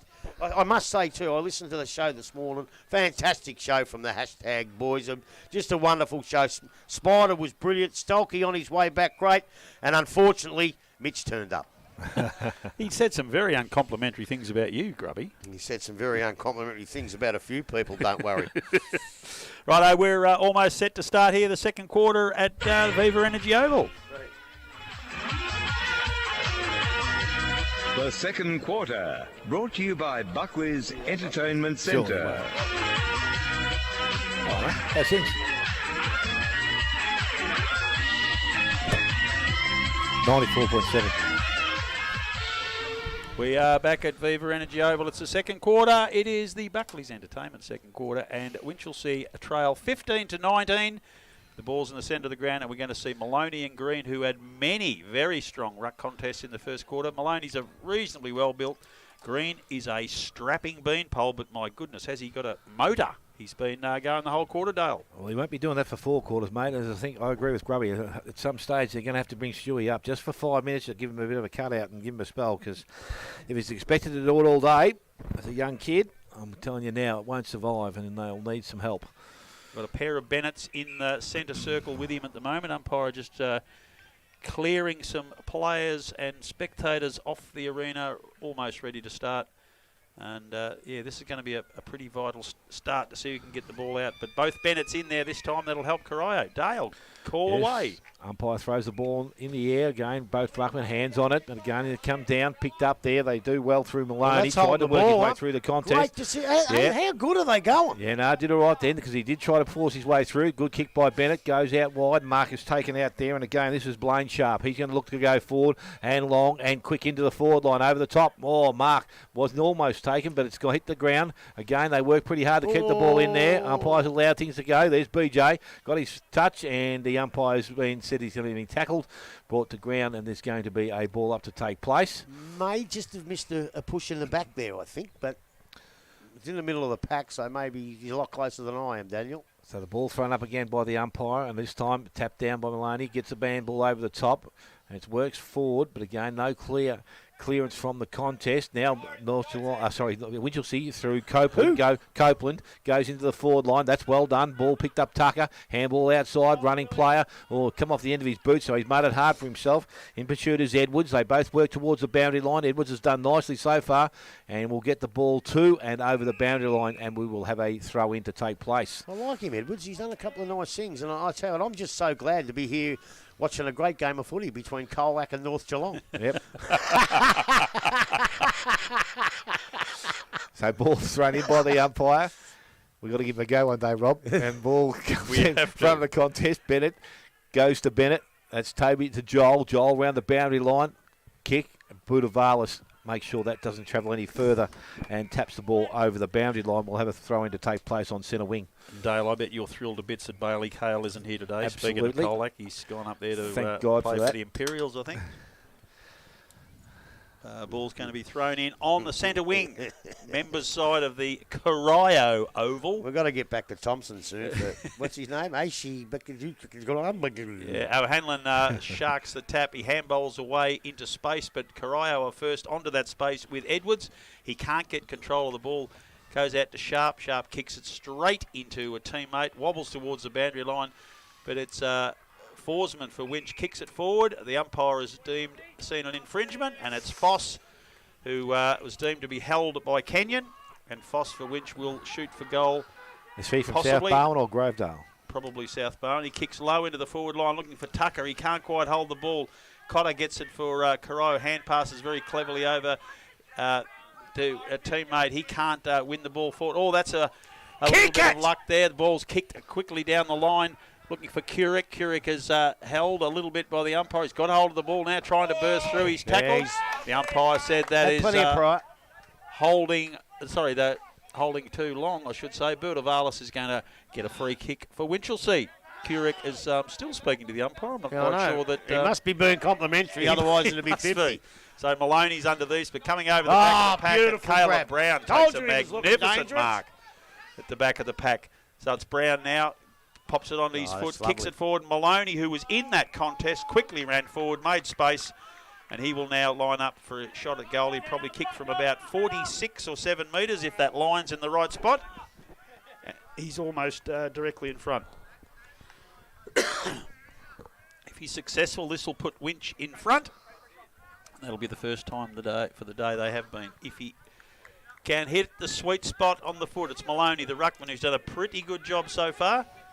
Comes in very, very casually. 3 steps, a big clunk on the foot. It's fading away to the left already. Players go up. Green, his a ruck opponent, tried to take a mark and couldn't. His teammate picks up the crumb, gets it out, but it's all Winchelsea in the half-back flank. Gemmell fumbles at an important time. Joel Bennett comes in, is grabbed high. A little bit unlucky, and but he will there. take the free kick. Quickly plays on, kicks low towards Cotter, but coming through, intercepting for Winch there is Kersop Cole. He gets it across to Henry. Henry looks in the middle of the ground and finds a teammate there in Tucker. He kicks forward, but taking a very good mark at the back of the pack for Corio is Jackson Doyle. So Doyle just looking for some options now. He's just inside the 50-metre arc. Kicks out towards the wing, looking for Curick and a teammate there. They sort of intercept each other. It was actually Sharp, Lachlan Sharp, and off hands over the boundary line just at the interchange gates on the centre wing. I've got a pun for you here, but Green is a bit green, but he has to make sure that if Maloney or those go down forward, he must go with them. He has to go with them. So Ruckman in the contest, ball thrown in front of the contest, picked up by Jackson Smith, tries to work his way out of there, picked up again, got support there from Williams. Again, he's tackled and brought to ground, and the umpire will come in very quickly and take possession of the ball.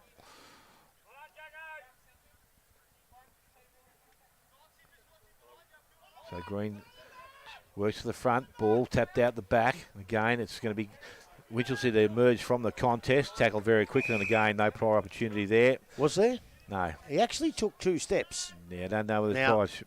If he doesn't take them 2 steps and handball straight away, he doesn't get caught. I think that's nearly prior. I really do. So the ball's now picked up, and handball goes back inside. Gemmell gets the handball away. Maloney has it. Well, did have it in his hand, but gave it away. Green put his head over it, couldn't pick the ball up. Winchelsea working hard at ground level, pushing the back. Oh, dropping the ball, says the umpire. Free kick's going to go to Nathan Kenyon. So Just Kenyon got the now. feeling the umpire thought he might have dived. So the ball goes out wide, kick not balanced, and again goes over the boundary line. We're going to have a throw in to take place. I'm not sure that he did dive, but I think the umpire might have thought he dived forward. Kersop Cole limps off. Might have one of those stingers, I reckon. We'll see him back very shortly, I think. Ball's thrown in. Maloney at the back pushes Green. Well, yeah, he literally does push him out of the way, but Green still manages to get hold of the ball. Reuben James is underneath the pack, tackled very heavily by Cotter. The umpire said not going anywhere, and we'll have another ball up. And did he dive on it? Yeah. Possibly.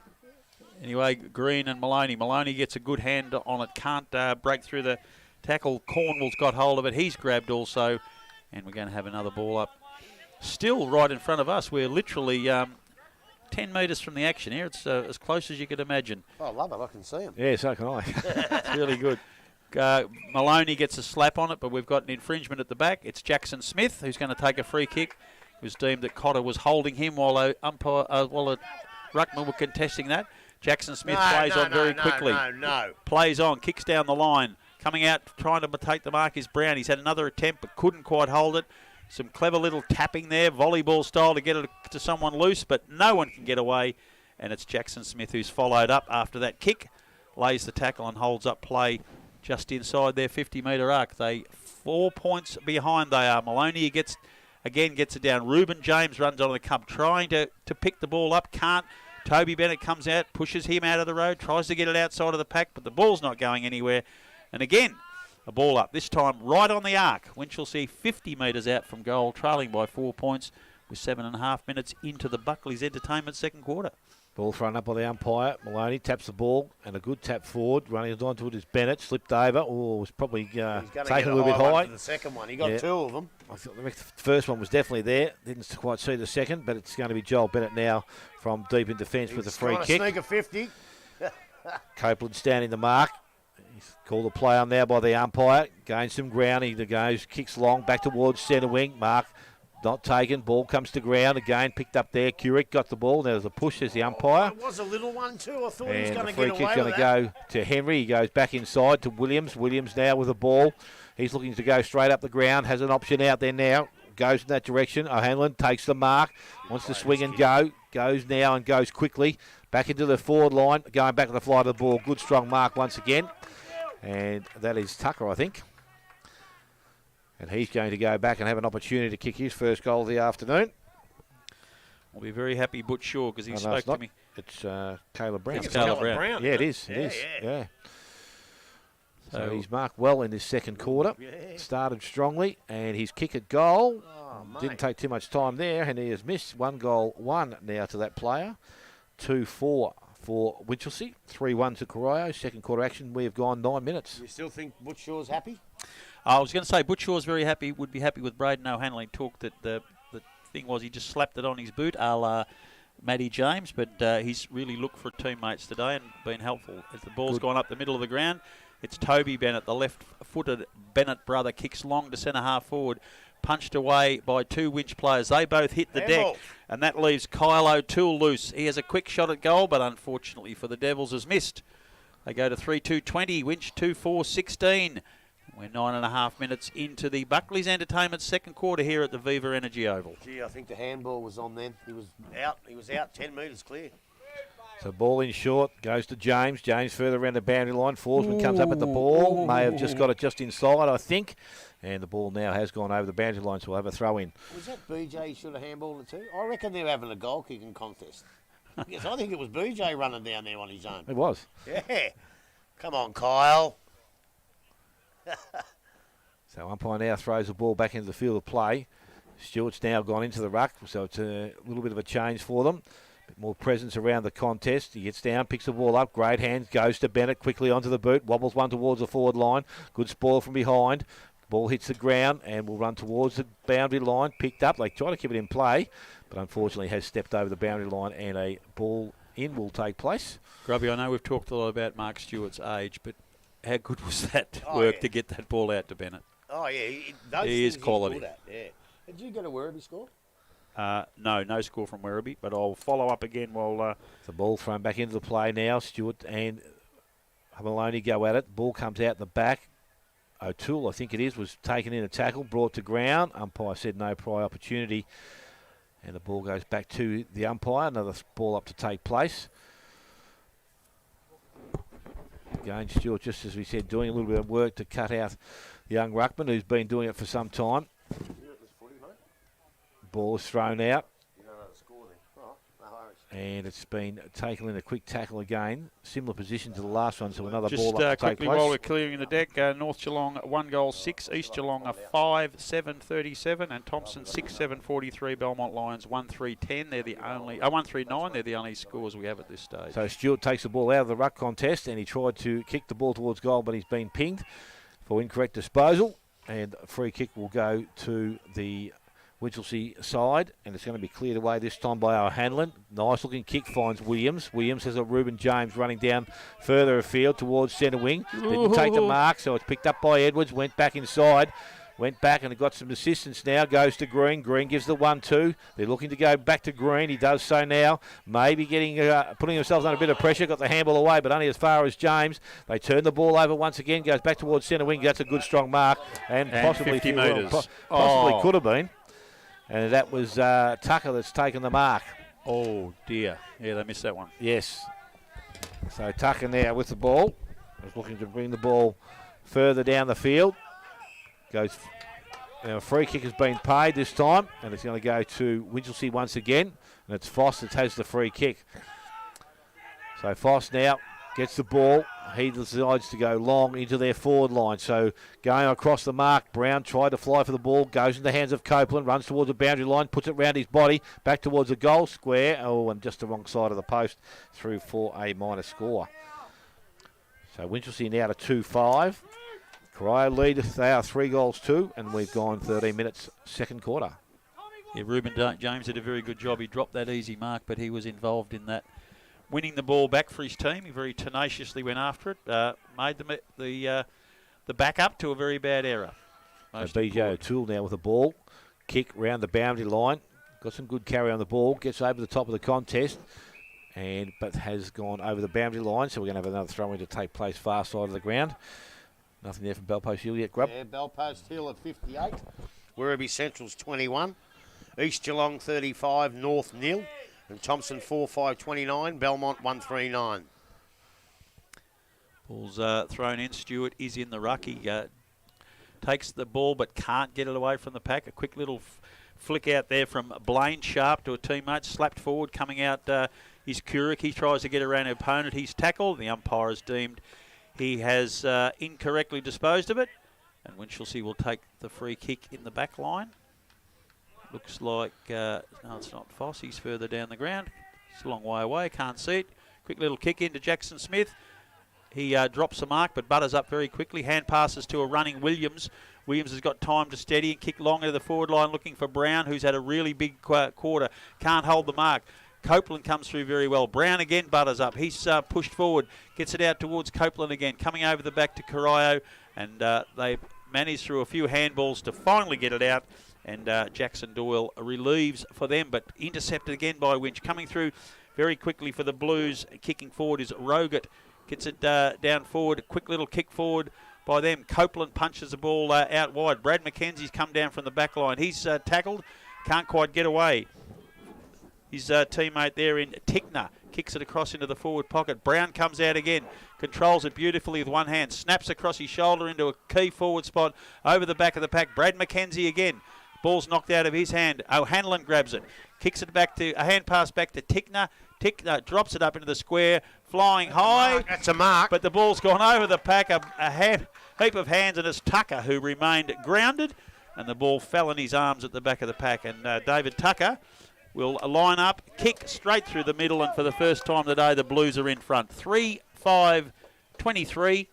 That would be 3-5-22. Corio 3-2-20. And we are 15 minutes into the Buckley's Hotel at Buckley's Entertainment Centre second quarter. You get a bloke like Brad McKenzie, who's been a backman all his life. He gets a couple of touches there, and each time he gets it, 4 blokes grab him. Now, normally, umpire has to come in and ball it up. But he made sure he got rid of it both times. The first time with a handball, I couldn't even see. But he got it out and kept the ball moving. And the second time he was tackled, he didn't actually, you wouldn't even call it a possession. But he made sure the ball stayed live. And when it stays live in your forward line for long enough, you're a chance to kick a goal. And that's what happened. They picked the ball up, put it over the top, and Winchelsea hit the front with a lovely goal. And who kicked it? David Tucker. Tucker. Thank you. So back in the middle we go. Stewart, this time over the top. Maloney gets the ball down. Ground level picked up there. And I think it's Cornwall got the head over the contest. He can't get the ball out. Runs towards Cotter. He was taken high. Tackled. And umpire says not coming out. And we'll have a ball up to take place. He was caught high, but the umpire had no chance of seeing it. Wrong side of the contest. Well, where's the other bloke that pays him from 65? Over the far side, I think, out the back door there. This time Stewart just taps it back, goes to Gemmell. He's tackled, brought down very quickly, and again the umpire will come back in and take possession once again. See, he took 2 steps, but it was after he was tackled, like in momentum. So that's a good decision. So Maloney trying to stand his ground, but too much strength there from the ruckman. Big and blokes the ball up is there. kicked out there. This time it's Cole, kicks the ball off the ground, goes back and gets it again. Got a little bit of space now, picks the ball up, looks to deliver the ball into the forward line. And it's going to be a free kick downfield. Yeah, but it can't be downfield. It can't be downfield. It's got to come back to number 30 because he hadn't kicked the footy. A free kick downfield is for something happening after the ball's been delivered. So if you're going to pay a free kick, it's supposed to be paid back here. Well, he's paid it down the ground, Grub. Yeah, he can't pay it down the ground. He still had the down the footy in his hand. So to me, that's a mistake. So Copeland now has an opportunity to kick another goal for the Winchelsea side. And we'll just stretch the margin that little bit further. Nice kick towards goal. It's coming back, but has it come back far enough? Yes, he thinks it has.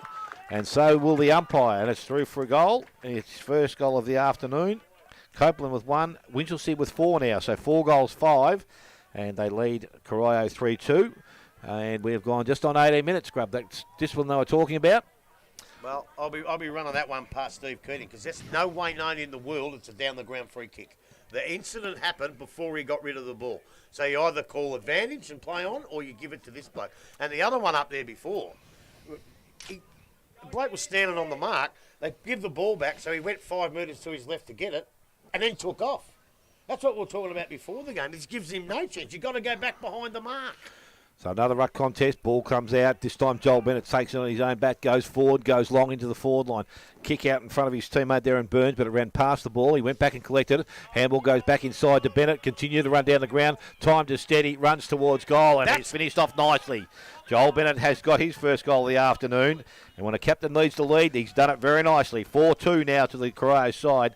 They trail Winchelsea on 4 goals, 5, 18, nearly 19 minutes gone in this second quarter. Well, I've had Joel down for a few possessions, but I just can't see him. He's not playing as well as what we've seen him play before, and then he produces that to say, "Hey, I'm the best player in the league. Watch this! Out of the centre, runs on goal."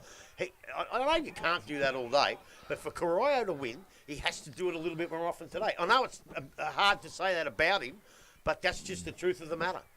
But that was magnificent football. And the other thing too now is if this ruckman starts going down in the forward line, Stewie's not going to follow him. So he's going to be all on his own, 6'4".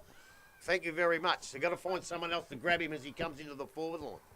So it's Stewart, Maloney. Stewart remains on the ground, gets the tap out with Maloney trying to jump over him, but it's Maloney who's picked up the crumb, slaps it onto his foot, driving forward, coming through for Corio. Just knocked out of his possession there was Good pick-up. was Doyle. He can't get away from the pack. Gets it again, gets it out into the open, but Winchelsea players desperately attacking the ball. Coming through for the Blues, their winning possession of the ball is Rogan. He can't get away. Slapped onto the boot quickly for Corio to Kenyon. Kenyon gets it out into the pocket, and it's Saddington who kicks down the line looking for and finding Toby Bennett. That's a great scramble out of defence, that is. It was very much so. And we were right, Smithy. There's no way Bennett could have done that if Stewie wasn't in the ruck. No. So Bennett kicks down the line, punches forward, and that's a very good mark in front Great by mark. young Green, the young scrawny ruckman who's done a very, very good job this afternoon. That's a fine. That's not a great kicking style. Gets it across to Stewart, but not well. Maloney grabs the ball for Winch. Hand pass across his teammate, kicks it forward. Forsman can't trap the ball. Hand passed out towards Mark Stewart. He gets a few out of his way with a bit of strength, but it's now Forsman on the left foot, kicks across looking for and finding Tickner. Tickner plays on very quickly, kicks out into the forward pocket, and Tucker takes the mark on the 50-metre arc, signals for his teammate to come forward, but intercepting for Corio. Can't quite hold the mark. Hand passed over the back now. Oh, he's lost possession. Probably should have been penalised. Corio desperately in defence. Joel Bennett gets a hand pass out to Doyle. He gets it across to a teammate. Hand pass. Behind play here. Umpire's blown the whistle. There's a Corio player down behind play as well. Looks like Braden Cotter's on the ground behind play. yeah. So Cotter's hit the deck, and also for Winchelsea, it's Tickner who has the ball. Well, I tell you what. He throws it across to his teammate in Rogat. I've seen Dunkley kick a football, and I reckon he can kick it from where he was. But he tried to give it to Callum Brown. Go back and kick the goal, Dunkley. I reckon you could have kicked that. And this kid's going to have a go from probably further out. So it's Rogat, another new player to the Winch side. We haven't seen much of today. I call him Rouget. A little fella. He's a Frenchman. He's just become a Rouget. He comes off the boot very, very nicely. It's long and straight and over the back of the pat, taking a very important mark for the Blues. Oh, that's 50. I think that is a player that we haven't called today yet. I don't think that's Archie Howard.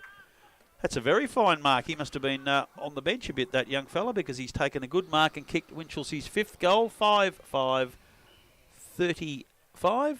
Corio 4-2-26. And we are 22 minutes into the Buckley's Entertainment second quarter. I don't know what happened there. I didn't see it, but Mark Stewart doesn't run under the ball like that. So he's either done that or he's got a little push, but he put the arm up and said, oh, well, you can't give 50 because he's only 1 metre out. But I think he might have got a push, but no, great play. Very good indeed. So back in the middle of the ground, Stewart again gets the ball down.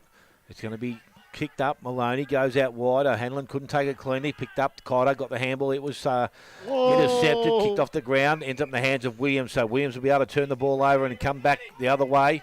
Kick wasn't as good as he would have liked. The ball runs towards the boundary line and over, and we're going to have a throw-in to take place.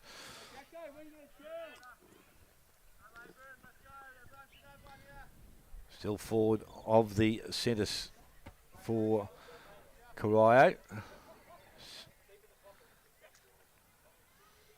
So Stewart again doing some ruck work, has front position, takes it out of the ruck, runs away from them. Oh, a little bit of dummy, a little bit of candy sold, kicks into the forward line, kick a little bit over the top. Slow motion replay, what slow motion? The ball is picked up there, Corio with an opportunity. Was it in the back? Umpire says no, they've allowed it to go on, so they work hard in their forward line, and Corio have been able to hold things up. And it's going to be a ball up about 25 from their goal. So again, Stewart's pushed himself down. So this could be dangerous. Where's Bennett? Where's he running? Stewart tried to grab it out of the ruck once again. Picked it up. Went back to Cotter by hand. Picked up there this time by Maloney. He couldn't get clearance out of the contest. At ground level, the ball's picked up. Handball ends up in the hands of Joel Bennett. He's taken into tackle. Going. Handball is... There's a bit of ball going round the contest in there. Stewart on hands and knees. That's a great handball out to O'Toole. And I tell you what, he has kicked... No, it hasn't. No, he's touched it on the right line. on the line. And that was Kyle O'Toole. Just didn't have the elevation and through for a minor score. So it's 4-3 now, Corio. 5-5, Winchelsea 24.5 gone in this second quarter. Winchelsea have the ball in the back line. It's Williams. He's looking for a teammate. Kicks out into the pocket. And Copeland, who's moved up from the half-forward line, marks in the forward pocket. Gets it across to Kersop Cole, who's away quickly. kicking down the line. He's plonked it on Jackson Smith's head, the shortest player in the team. It's punched away from him. Coming through very quickly for the Corio side. They're trying to get the ball away was Peters. He couldn't. Across to a teammate there in Saddington. Saddington to Green. Green slaps it on the boot down the line and finds Toby Bennett right on centre wing. The left-footing Bennett brother goes back now looking for options. He kicks long down the line. He'll be looking for... it was Ed was there. He can't. Over the back of the pack for the Devils there. Kyle O'Toole, who kicked that last point, gets it across to Joel Bennett. Joel Bennett does a little bit of a sneaky, waits and gets it across to his teammate in BJ O'Toole, who runs in and kicks a very, very good goal to get the Corio side a little bit closer. They're now 5-3-27. Winchelsea are 5-3-33. Winchelsea are 5-5-27. And we're pushing towards the latter part of this quarter, 25 minutes in. Well, I tell you what, BJ's come from a long way back fitness-wise, and he's done a magnificent job to be almost fit enough to play. You won't see him getting a lot of possessions, but he's like all those O'Tooles. He gets the ball anywhere near the goals, and look out because he'll kick it. Good footy. Back in the middle we go again. Stewart still doing the ruck work inside. Comes down, tries to run out of the contest himself, goes back towards centre wing. It's kicked off the ground. Cole runs onto the ball, picks it up, looks to give the handball further afield. Coming the other way, Jose Hanlon. He gets it, goes back towards Cole, missed the target, and the ball goes over the boundary line, so we'll have a throw-in to take place. Well, he missed the target because of a ferocious tackle from Toby Bennett. And I reckon Winch have upped their tackling pressure, and I think Corio are starting to do it as well. So it's a pretty good contest. It is. It's very exciting to watch.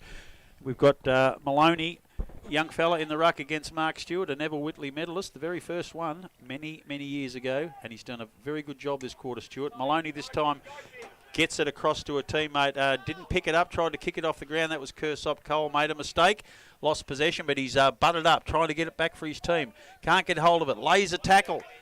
Very desperate job there to win the ball back for his team after he probably made a bad error not grabbing hold of it with his hands and trying to kick it out of midair.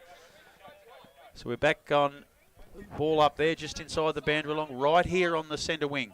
Maloney and Stewart again. Maloney trying to get front position. He does win the tap again to Kersop Cole. This time the young fella picks it up. Gets it across to Jackson Smith by hand. He can't get further. It's kicked off the ground there by Dykes, and it's over the boundary line again. This time Winch have got it almost into the 50-metre arc. Pushing forward, they're holding on to a slender 2-point lead. And we're very late into this second quarter. So waiting for the throw-in. The umpire coming in now. Again, it'll be Stewart and Maloney. Maloney's done a good job to win the last couple of tap-outs. This time Stewart grabs it out of the ruck, gets a hand pass out to Stewart. Stewart very strangely hand passes. The umpire deemed it to be okay.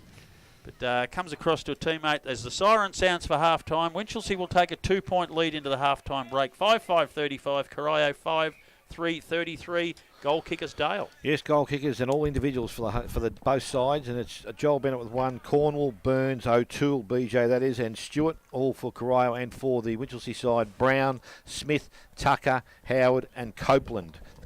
Take a short break. When we come back, we'll go through what's happened in the first quarter and hopefully have some update scores from around the grounds. You're listening to 94.7 The Pulse, your home of local football.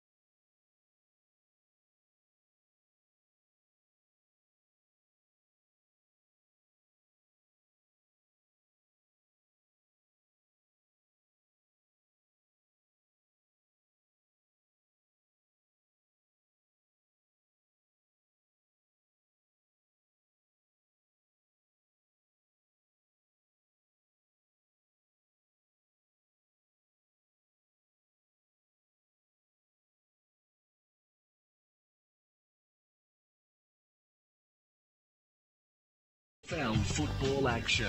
The match of the day. Only on 94.7 The Pulse. All right, let's go back down to the ground now with Dale. Yes, welcome back into the game. Just about to start here. The ball thrown in the air. This time we've got Ruckman going at it. Henry got the ball down again, runs forward. It's Bennett that picks the ball up. He is tackled straight away, and he won't get out of the joint tackle. And we're going to have a ball up to take place. Hopefully we'll have some scores from around the ground very shortly. Umpire again throws the ball up. Green feeling for the opposition ruckman. Ball again at ground level. Over the top. Oh, it's a good little bit of work there from Henry. Got the handball out and running, but only as far as Edwards of Corio. He goes after the ball. Can't pick the ball up. Umpire says it's a free kick. Now the advantage is paid. Comes out and Kenyon. Now I've picked that wrong, have I? It was going to... Oh, that's against Edwards. Anyway, it's going to Copeland of Winchelsea. He's got a player outside and Williams. Oh, you've got to call play on. Well, he played on now. Grubby's gone long, and that's not a bad-looking kick off the boot. He's got the distance and also the accuracy, and it is straight through the middle. So Copeland, nice start to the third quarter here, and has the first on the board in less than a minute. Winchelsea 6-5, 5-3 to the Corio side, the Grandy Cyclone Sports third quarter action. So it really comes to fruition, doesn't it, when what we're talking about when something like that happens.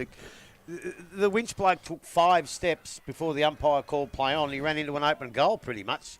If he calls it earlier, there's a bit of pressure on. So the umpire, the focus is on him to make sure they call play on as soon as he goes, or the bloke on the mark's got no chance.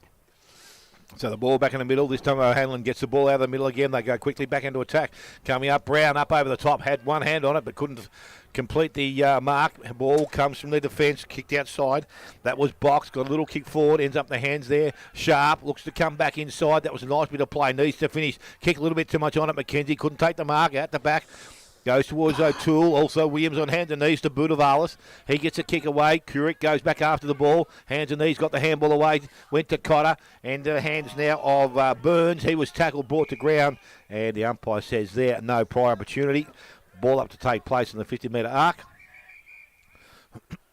There's a free kick being paid. And it's going to go to the... McKenzie, and that's Brad. He goes out quickly out wide. Mark taken the centre wing by Tucker. Tucker now looks to go further afield. Nice looking kick again. Copeland made some space. So just outside range, goes back inside. That's a great kick, but going back, Joel read it nicely. And in defence, he's going to ask the players to settle things down now for a minute. Just slow things down. Little chip up over the top to his brother Toby. And he knows now on the left boot. That's a better looking kick out in front. Mark taken out there. Curic it is. So again, some good movement from defence into attack. This is the important kick though, inside 50, low and flat, and the mark is going to be taken by Brad McKenzie. Wrong team. He chips the ball sideways, goes to Williams. Williams got a couple of options over the top. O'Hanlon now looks to deliver the ball further afield. Goes out wide, leading up at the ball. Mark has also taken Brown, so he's become pretty much an influential player in this game. Goes long back towards the goal square. Got out the back, and I think the mark was either taken or was put down very quickly. Over the top, Kenyon out of defence. Looks up, has a player running towards centre wing, and the mark will be taken out there this time by Peters. So Peters now with the ball, defensive side of their centre wing. Has options further down the ground. Green is going to be the target. That's the direction they go in. Curic up over the top. Green actually got it. Good boy. Good boy. Put himself in front and took the mark. So Green now, centre wing, goes along the boundary line, low into their forward line. Coming up, mark is not taken. So from defence, they try and work the ball. Budavalis on the left boot, goes back outside, back towards Brown. Actually stopped and propped and got tackled by Peters, brought to ground. Ball goes over the boundary line. So we're going to have a throw-in to take place. 4 minutes in, third quarter, the Grandy Cyclone Sports third quarter scoreboard. It's 5-3 Corio. They trail Winchelsea on 6-5. So waiting for the boundary throw in here. It's just Winchelsea side of the centre wing. Ball's thrown in Green and Henry. Green gets the ball down into the arms of his teammate in Cornwall, but he's not going anywhere. That's Luke Cornwall. And we'll have a ball up again. Again, Green and Henry. Green's done a really good job. He's certainly raw, as his coach described. He gets this down double-handed to Stewart. He can't break away from the pack. And Cornwall again finishes up to be the last person on the ground with the ball in hand when the umpire calls for a ball up. So we're back to square one. Repeat 3. Same pairing. Going up very early is Henry. No one actually touches the ball before it hits the ground. Tickner comes through for Winch. Bobbles a little handball out, pushing the ball further forward. His teammates continue to force it forward. The umpire's found a push in the back. It'll go to Braden O'Hanlon for the Winchelsea side. He's quickly round, wheels around a beautiful long, low drop punt into the forward line, looking for a teammate there in Maloney. He can't hold the mark. The ball comes out quick. Stewart's underneath it. He can't take the mark, and it's knocked away from him by Roget, or Roger, if you prefer, and it's out of bounds. Again, half-forward flank, Winchelsea side of the centre. They lead 41-33, and we are 5.5 minutes into the De Grande Sport and Cycle third quarter. So the ball is cleared away, and it's getting up hands of Jackson Smith. He was tackled, brought to ground, ball comes out. So Winchelsea maintain possession. They go back into their forward line, this time through Henry. Long kick back to the forward line, runs through the contest. Tucker couldn't trap it, and the ball is pushed through for another minor score. Yeah, and it is 6-6 to the Winchelsea side, and 5-3 Corio. Goal kickers for Winch. Goal kickers for Winch. 2 to Copeland. That's a little bit of football administration on the run there. Winch president Daniel Gretzky, but the ball's come out and taking the mark is Braden Cotter at true centre half back for the Corio side. Wheels around now, kicks long towards the wing, nudging under the ball. Teammate there is Dunkley. Gets it out towards Kersop Cole on the wing. He uses his pace to get away, breaks the tackle, runs around, kicks long back into the forward line. Caleb Brown's underneath. He's been doing a lot of work, but over the back of the pack, the umpire has deemed that Jackson Doyle has taken the mark for Corio, and he quickly kicks down the line. Nathan Kenyon marks in the back pocket for Corio, starting to relieve pressure, but Winch are attacking hard this quarter. They've got 1 goal already to extend their lead to 9 points, and he's kicked down the line, but he has kicked poorly, looking for Joel Benton. It's gone out of bounds on the full, and Winchelsea through Kersop Cole will drive the ball straight back in. He kicks long and low down the line. Again, looking for Brown over the back of the pack. Brown runs onto the crumb, runs around, hand passes back into the middle of the ground. Kicking across his body there for Winchelsea is Matthew Dykes, but he's just offline, and 1 point only to the Winchelsea side, taking them to 43-33. Corio 10 points ahead. We're 7.5 minutes into the De Grande Sport and Cycle third quarter. Very, very crucial here. Winchelsea are right on top, and if Corio can stay within a couple of goals, that gives them a chance. But if Winchelsea can just penetrate this defence a couple of times, they could go 3 or 4 goals up here. So Corio got to be right on their game. Back with Nathan Kenyon for the Corio side with the ball. He'll be looking for a better kick than his last one. Well, that one has come off the side of the boot as well, and he's kicked it straight back to Winch. Brad McKenzie marks for the Blues. Just outside the 50-metre arc, looking for some options forward. He kicks long and low into the forward pocket again. Caleb Brown is a target, but coming out in front of him to take the mark. But the umpire deemed that Jackson Doyle was pushed out, and the Corio defender will take the free kick. Kicks it across into the back pocket to Cornwall. Cornwall kicks down the line, looking for Braden Cotter, and he marks on the half-back flank for the Devils. So Cotter kicks down the line. Going up in front of the pack is Green. He can't hold the mark. Desperately tries to butter up. He's still working hard, the big lanky ruckman. Can't get away from the pack though. The umpire has found a free kick. It'll be going Corio's way. And it looks like it might be one of the Sharps, I reckon, is it? Yep. So Blaine.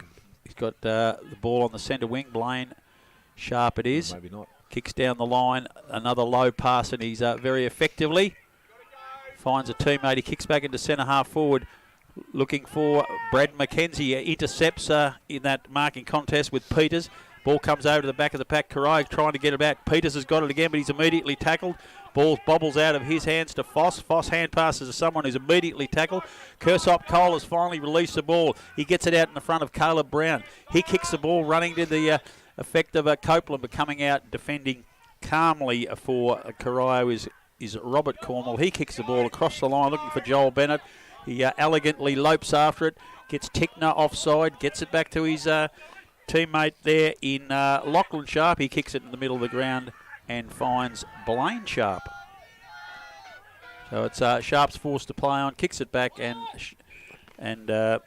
Lachlan Sharp takes the mark again on the centre wing. So Corio playing a possession game at the moment, just trying to keep the ball off the Blues, who have the momentum at this stage.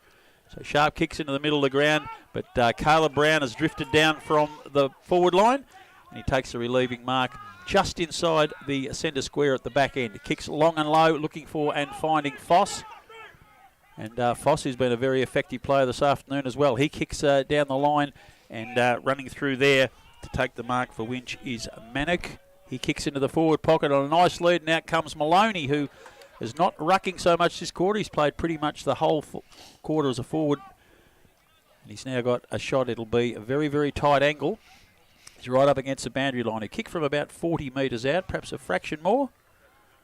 Should make the distance, but a very tricky angle with a breeze the way it is. They currently lead by 10 points, so this will really put some pressure on Corio if he gets this through. Runs around on the mark, kicks across the body. He's got underneath it, kicks it very nicely. The goal umpire likes it, and that is no over the top of the post. I thought the goal umpire was liking that, but deemed it to be one behind. Winchelsea 6-8, Corio 5-3. And that's now 11 minutes into the Buckley's Entertainment second quarter. Boy, geez, that must have been close. Well, the way I thought it looked he was pretty happy with the kick. No, I thought it was a goal. But I know the kicker's always happy with his kick, but but we're a long way away, but I thought it was a goal. So Nathan Kenyon now with the ball. He's going to bring the ball. No, he's not. He's decided to go club room side of the ground. Great kick out in front of Bennett. Bennett's going back, but McKenzie is also with him. Made a contest. Ball comes to ground. Ruben James was there, but it comes out the back. So Winchelsea with some numbers there. They pick the ball up, goes back to McKenzie, got through the first one. Now he's in trouble, and that is holding the ball. Good umpire by the good decision by the umpire. And a free kick goes to the Corio side, far side of the ground. The ball now handed back. And it looks like Toby Bennett now, he decides to go down the line, looking for Green. Green's up in front, doesn't take the mark. Hanlon has the ball, went to Smith, to McKenzie, back to Smith, runs through the forward line. He needs to get rid of the ball, has a player outside, knew he was there, and that was O'Hanlon, followed up nicely. They go long, back into the pocket. Great kick, mark will be taken once again. This time Maloney again has options outside, comes back into the corridor. That's a great kick, and the mark has been taken out there by Tickner. It is Tickner. You got a Tickner and a Tucker. Well, he went close from about the 50-metre line here in the first quarter or the second quarter, so I reckon he's a real chance for this one. So it's an 11-point lead to Winch now as Tickner runs in almost directly in front, probably only 30 metres out, leaves the boot a little crooked and continues to stay crooked, and 1 point only. It was actually dead straight. Dead straight. That's the way he ran. The way he ran, he kicked it dead straight. Got a funny little run there. They've got to look at that because blokes like that who take marks like that have got to kick goals in these tight games. They do indeed. Joel Bennett takes the kick out for Corio, gets it into the back pocket, and Destin Burns has come up from the forward line to take the kick. He gets it down and finds Cotter, so they're content on trying to keep possession at this stage. Just waste a bit of time. Gets in the middle of the ground. Over the back of the pack, coming through hard is Dunkley for Winchelsea. He kicks low into the forward line, looking for Tucker. Comes out in front. He picks it up after the second bounce. Hand passes it across to the running Foss. Foss from centre half forward kicks, but kicks poorly, and another behind for Winchelsea. This is very costly. They've dominated the last few minutes, but kicked 4 points only. We've dominated the whole quarter, and they just haven't been able to kick the 4 or 5 goals that they probably should have kicked. Those last two were pretty much sitters. Yeah, so they've got to make sure they kick them, because if Corio gets some sway goes their way and they kick them, they're in trouble. So it's 6-10 now. Joel Bennett into the forward pocket and finds Doyle, who's played a pretty good game this afternoon for the Devils. He kicks down the line over the back of the intended recipient of Burns, and it's Tickner again who takes the mark for Winchelsea. He's going back to have a shot, a lot tighter angle this time, and probably 10 metres further out. So if his last kick wasn't good enough, he might need a miracle this time, the young fella. But Tickner's coming in from the forward pocket, leaves the boot very awkwardly. That's a worse effort. Well, much worse effort, out of bounds on the narrow side. So another attacking opportunity from Winch wasted. They've kicked 1-6 now. No, 1-5 and an out of bounds on the full this quarter with a fair bit of domination, as Grubby said. They just haven't been able to penetrate. Well, if you kick straight in this first, 10, 12 minutes, the game's over. The game is definitely over. But as I say, if Corio can weed it back and kick straight, the game stays close. So Joel Bennett again has been taking these kicks from the back line. He kicks long down the line, but down either. That one has landed near the boundary line, been knocked over. We're going to have another throw in. Mark Stewart couldn't hold the mark. Dribbled over the back, so he'll be in the ruck contest. This time with Maloney, who's come down with him from the forward line. And Winchelsea still in attack. Stewart over the back, tries to take it out of the back of the pack, can't. Goes over the back, Corio coming out, but no, it's picked up by Winchelsea there by Dykes. Dykes has a running shot at goal, yet another point. 6 goals, 11 now, 47. Corio 5-3, 33. 15 and a half minutes into the De Grande Sport and Cycle third quarter. Ball kicked in this time by Kenyon. Kick or danger, but it's okay. Ends up the hands of Doyle, who runs the ball out of defence, goes towards his teammate. The kick was overdone. Ends up in the hands of Williams. It goes back now inside forward 50. Mark taken out there by Henry. So Henry now looking for some shorter options. Has a lead on, but going across Cornwall. Read that nicely. Intercepts and goes back. Just a little short kick outside. Went towards Sharp. Here's tackled, brought to ground. And umpire says he had prior opportunity. I'm not too sure there's too much there. And it's going to be a free kick going to Tom Henry, so he'll be able to go back and shoot for goal inside his forward 50. The handball just put him under pressure, and he just struggled to pick it up. He was slow in picking it up, and the 50-50 prior opportunity could have gone either way. So, yep, that's there. I probably would have balled it up to give the kid a chance, but... So Henry steps in there, kicks that goal, doesn't get the distance. Tucker just comes from behind and takes the mark. You cannot, a defender cannot let that happen. Would you let that happen up the other end, Macca? No. Although, I've seen you sneaking up the forward line today a bit, buddy. So Tucker's going to go round the body. What they've done, they've given him a run-in. Yep. You can't do that. You've got to hold him back. So that's a good finish. It's a long finish, and I don't think we'll see the rest see of you that later, ball. And I think we better get another one from the box. So that's their 7th goal of the afternoon. They're 7-11. They lead Corio on 5-3. 17 minutes gone, third quarter. De Grande Cycle and Sports third quarter scoreboard. Yeah, really disappointed in that. That has become part of the game. I mean, it's a part of the game that I don't like because you love seeing blokes take speckies. You always have, but... These days, most clubs everywhere have got somebody to chop off that run or even stand in the way, and they just basically, like Moses, they let the water part the water and away he comes straight through the middle. You cannot let a bloke do that, and if they can kick another couple of goals here, they're in trouble, Corio. So they've got to get out. You see what they did, the first 4 or 5 points they came out here to the outside of the ground, and they never, ever, ever look like getting it out. They decided to go the other way, and I thought for a minute, except for a fumble, they were gonna. But when it goes back in from that side, you're in big, big trouble as well. So, look, they're doing their best, but they're just doing the little things that hurt you. They're doing them wrong, and they've got to get them right before they can win games of footy. Well, the miracle's happened, and that ball has come back. I thought we'd seen the last of it, but it is back in the middle. Maloney beats Stewart in the ruck, which he's done consistently, but Joel Bennett picks up the crumbs, bursts through the forward line, into the forward line, which we love to see. The ball's over the back of the pack. Pay the advantage, pay the advantage. But the umpire has deemed that there was a free kick to Brad McKenzie, I reckon. That's gone the other way. Brad McKenzie still lying on the ground, looking worse for wear. And he will be the recipient of the free kick when the ball does come back. Picks himself up, wobbling the veteran defender. He's actually out of the way now, and it's going to be Dunkley who'll take the free kick. What was it for, the free? I didn't see it. Maybe it's been a push grub, I reckon. That's the only thing I could have Jared thought. Dunkley for Winch gets under a drop punt, kicks it long, high down to the wing. The very short body to Copeland's underneath it. Gets it into the path of Jackson Smith. Runs around a couple. Hand passes back to Menuk. And Menuk kicks back to the forward line. Not very well into the pocket. Caleb Brown runs out, but the ball beats him over the boundary line. They're in attack, but again, and Corio are under pressure again. It's 8-11 to Corio 5-3. They've got a bit of a break now, 26 points. And, yeah, this is going to be some work to get the Devils back in the game. The margin doesn't want to stretch any further than it is at three-quarter time, but if they can hold it to this, there may be some sort of chance. But I think they've got to peg one back, Smithy. Yep. How many goals have they kicked for the game?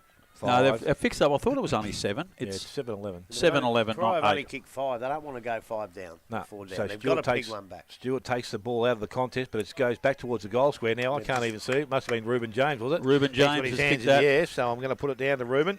And that's the 8th goal now for the Winchelsea side there. Move to 8-11. They lead Corio 5-3. We've ticked over 20 minutes in this third quarter to Grandy Cycling Sports third quarter scoreboard. Look, they're the things that they're not doing right. There's another thing that shouldn't happen. Goals from stoppages. You have to man up at goals and stoppages when you're in the back line. And they were sort of just standing around like brown scouts. Admittedly, it was a good goal, but you've got to try and limit that. And you better get that goal kicker right, too, because that idiot Gretzky will be back asking who kicked that one in a minute. No, I can tell by the little prance that followed that Reuben James nailed that one. He's very happy with himself. Back in the middle now, Stewart and Henry. Stewart double hands it down.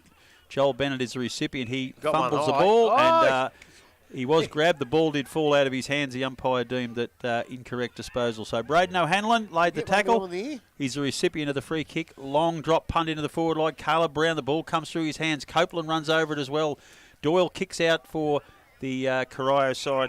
Out to the half-back flank, and coming out to mark is Cephai there. He kicks down the line. Bordavalis does a good job for Winch to stop it. Toby Bennett gets it across. Back to Jackson Doyle. Back to Cephai. Kicks it. Jackson Smith gets the ball back in with a hand pass to midfield. Henry can't control the ball. Coming through very strongly for Corio is Toby Bennett. His hand pass is smothered. The ball's jumped on by 3 or 4 players, and we're going to have another ball up. Just outside the 50-metre arc, Winch in attack. They're currently leading by 26 points and have really opened up a bit of a gap this quarter. So it's Stewart and Henry, and neither player really gets an effective knockout. Reuben James is underneath it on the bottom of the pack. He can't get anywhere. The umpire's deemed that there is a holding the ball. It's against James. Well, you can't. It's going to go to Corio. Sure, you handball that or just throw it to So him? I don't know.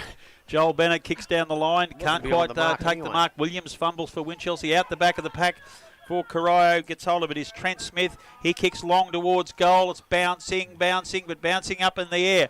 Cotter comes through. He's tackled by McKenzie. Can't get out. Oh, that's a throw. Incorrect disposal, yes. Well Yeah. picked up, Grubby, and Brad McKenzie, who laid that tackle, will take a free kick for the Blues in the back pocket. He's not an easy man to get around. He got the bad bounce too. He was heading for it and Yeah. bounced back over his head, but it's a very hard man to get around this bloke. So it's McKenzie for Winch looking at some options. He's going across goal, and he lands it in the arms of Williams. Mind you, if I was the coach and he turned up in those pink boots, I'd send him straight bloody well home. So Williams kicks out into the forward pocket, and coming out to take the mark there is Forsman, I reckon. Forsman. Yes, it is. So Forsman for Winch.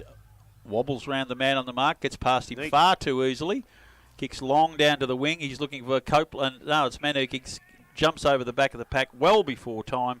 And the ball comes back to Peters, who takes a chest mark, waiting at the back of the pack. He now kicks the ball into the ground again. Toby Bennett comes up, can't control the mark from the back. Very good leap. Coming over the back of the pack, Brad McKenzie again comes on. There's a wall of Corio players running at him, but he stood tall. The experienced defender gets it across to Jackson Smith. He finds Henry on his own. Henry releases Kersop Cole. He runs, takes a bounce, takes a he's second got a bit of bounce. toe. He's got a bit of toe, all right. Very good athlete, this young fella. He's got a bit of a toe. He's going to need a fourth to the bounce Shell or a Club. handball. He's got a handball to David Tucker. Tucker kicks into the forward pocket and finds Copeland, who's run onto it there. So I reckon young Kersop Cole has carried that about 80 metres. Don't know He was whether he going needs that enough fast. bounces. He nearly ran into the fence and over it into the Shell Club for a beer. He did indeed. So it's Copeland who has the ball in the forward pocket for Winch. They already lead by 26 points. And Kersop Cole's tonguing a bit. I think he needs a spell. A very tired-looking fella who's come to the bench. Releases Caleb Brown back onto the ground. Well, he's one of the blokes that chased him. So Copeland now from the forward pocket. Drop punt. It comes off the boot nicely but slightly to the right-hand side. And They're like another about point. 15 feet. 8 goals, 12, 60. The Blues, Corio 5-3, 33. We've got 24 and a half minutes into this, the De Grandy's Cycle and Sports third quarter. Just a couple of scores, and we're really sorry, but the app's gone down. At East is 70, North were 18. Belpost Hill 65, Werribee 22, Thompson 8-14, 62, Belmont 2-4, 16. So we have got the closest game still, as long as Corio can get a couple back and keep it close. But if they start kicking straight here, Winch, then we're going to have a bit of a runaway here too. They've really got to do something about it now. So Kenyon now with the kicking in duties. He decides to bring the ball out towards centre wing. Again, kick was indirected there a little bit. And the mark has been taken out there this time by Dunkley. So Dunkley's able to transfer play back inside. Lead-up player is Foss. And he will go back. And I reckon he's pretty confident he can get the distance within him. Have to kick the ball every bit of the 50, I think. But Grubb reckons that line's about 44.5. I'll go and measure it at that three-quarter time if you want. Belmont's a bit the same. They're just a little bit shorter because otherwise it'll hit the other line. They could meet up, couldn't they? Yeah, they would meet up. So Foss doesn't have a major for the afternoon, has 2 minor scores. This time he steps in, kicks a goal, and I'd say he's got 3 minor scores, if maybe not even that. No, one out of bounds to the full. So he's got nearly the complete book. They've butchered this dominance, haven't they? Yeah, they really have. They should be probably 7 or 8 goals in front now. The short kick comes in, ends up their hands of Sharp, and that kick wasn't that great. Into the hands of O'Toole. He's tackled. Kyle it is, and he's brought to the ground. Umpire says high, and free kick will go to that player. So O'Toole now with a free kick. Which O'Toole? Kyle. Okay. I can't see from here. Well, that's right, mate. Kyle's got it. So again, he's just waiting and weighing up his options. Goes along the boundary line. In the direction of Stewart. Hands up. Out the back it comes. Handball goes over the top. Going to end up here in the hands of his teammate. So they ball the ball forward. Tap further into the middle of the ground. Picked up this time. And the foot goes forward by Brown. Brown goes nice kick. And Foss once again. So again, distance is okay. Decides to play on this time and go long. Players leave the square, but he is offline once again, through for another minor score. Look, I know this is probably the defensive side of the ground, but every time they come out here, they just run into a dead end and a stone wall, and they've got absolutely no hope. Is it worth just taking the risk and going down the middle and see if you can get it past here? Because they can't get it past the wing. So they're going to come the same side again, Yeah, Grubb. So they're we'll going to lock find themselves out in again. This time it goes to O'Toole in the pocket. This is Kyle once again. So Kyle O'Toole with the ball. Just looking at his options further afield, and again with that, Stewart, there's a bit of action, but it's all heading towards the boundary line. They decide to come this way. Stewart's up in the contest. Brown's also there, ball at ground level, and again the ball has been pushed over the boundary line and will be thrown back into the field of play. I've just got a text from a man who used to kick the ball from out at Belmont. It's 40 metres, the 50-metre line. And he should be because they're kicking straight. He used to kick 1 goal 12, Brady. Shocking kick. But thanks anyway for the text. 40 metres, the Belmont 50-metre line, and this ain't much longer. Mark Stewart gets over the back of the pack, but Ruben James runs it on for Winch. Hand pass across there to Copeland. Copeland runs he's in, hit the and post. just as On things the were side. looking up, a little bit of a Damien Fleming outswing late, and the ball slaps into the post right on the three-quarter time siren, showing Winchelsea 8 goals 14, 62. Corio a 5-3, 33, 29-point lead. And I think that quarter they have kicked 3 goals 8. What do you reckon, Dale? Yeah, 3-9, I reckon, mate. 3-9. Yeah, 8-5 at half time. 3-5 at half time. Actually, 5. Yeah, 5-5. So they kicked 3-9 for the quarter. Yep. 9-3 would have been a big margin, but there's still a chance, Corio. But goal kicks at this stage of the game, as they were at half time for Corio. Joel Bennett 1, Cornwall, Luke, Burns, O'Toole, Billy, or BJ, and Mark Stewart. And for the Winchelsea side, 2 each to David Tucker, 2 to Copeland, 1 each to Brown, Smith, James, Howard. So at three-quarter time, a comfortable lead for the Winchelsea side. Take a short break, come back. Final quarter action here from the Corio Oval. You listen to 94.7 The Pulse, your home of local football.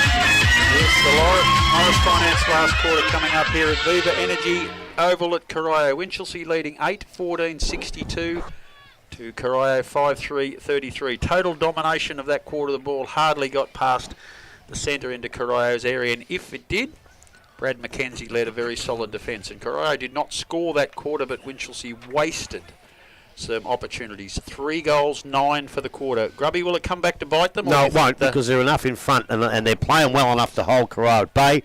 And the fact that there's no real wind advantage, I don't see why they couldn't go on and do it this quarter and probably kick straight. But that's without relying on the spirit and the way Corio play the game. They'll realise that they were completely outplayed that quarter, but they'll also realise that they were competitive for the first 2 quarters, and that's what they have to do in this quarter. Be competitive. The only way it can come back to bite Winch on the bum is if Corio do get it up there 3 or 4 times early and kick straight and kick goals, and that'll put a little bit of pressure back on Winchelsea.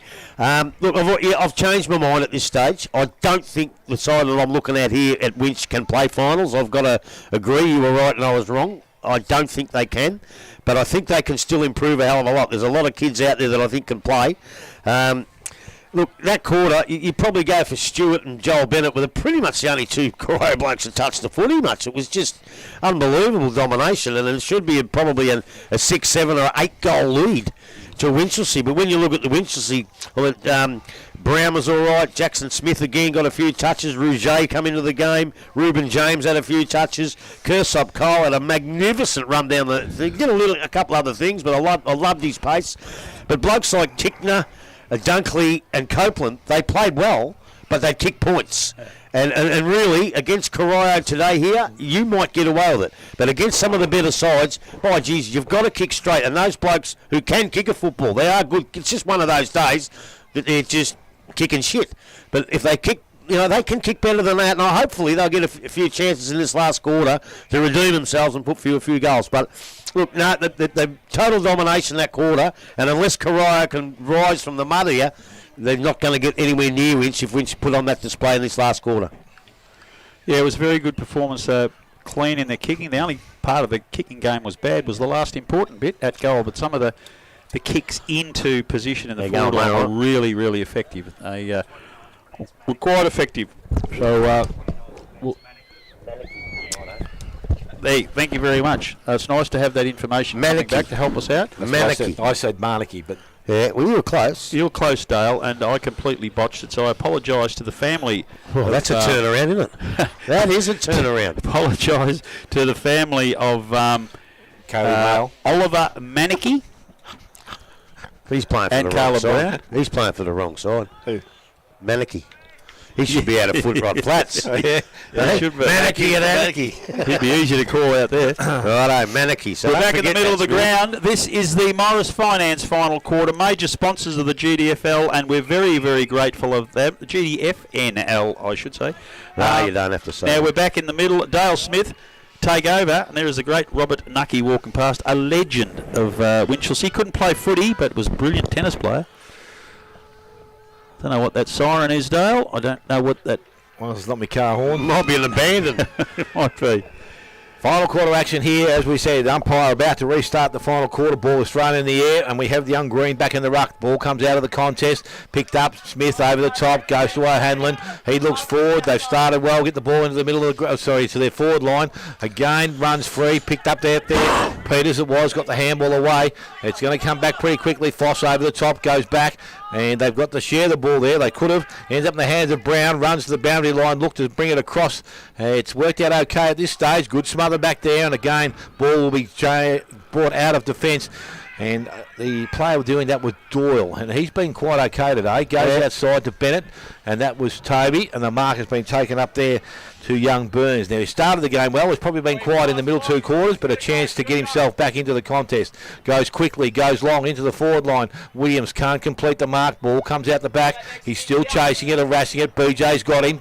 Brings him down. Umpire says it's going to come back. Oh, he's changed his mind and played on the ball. He did.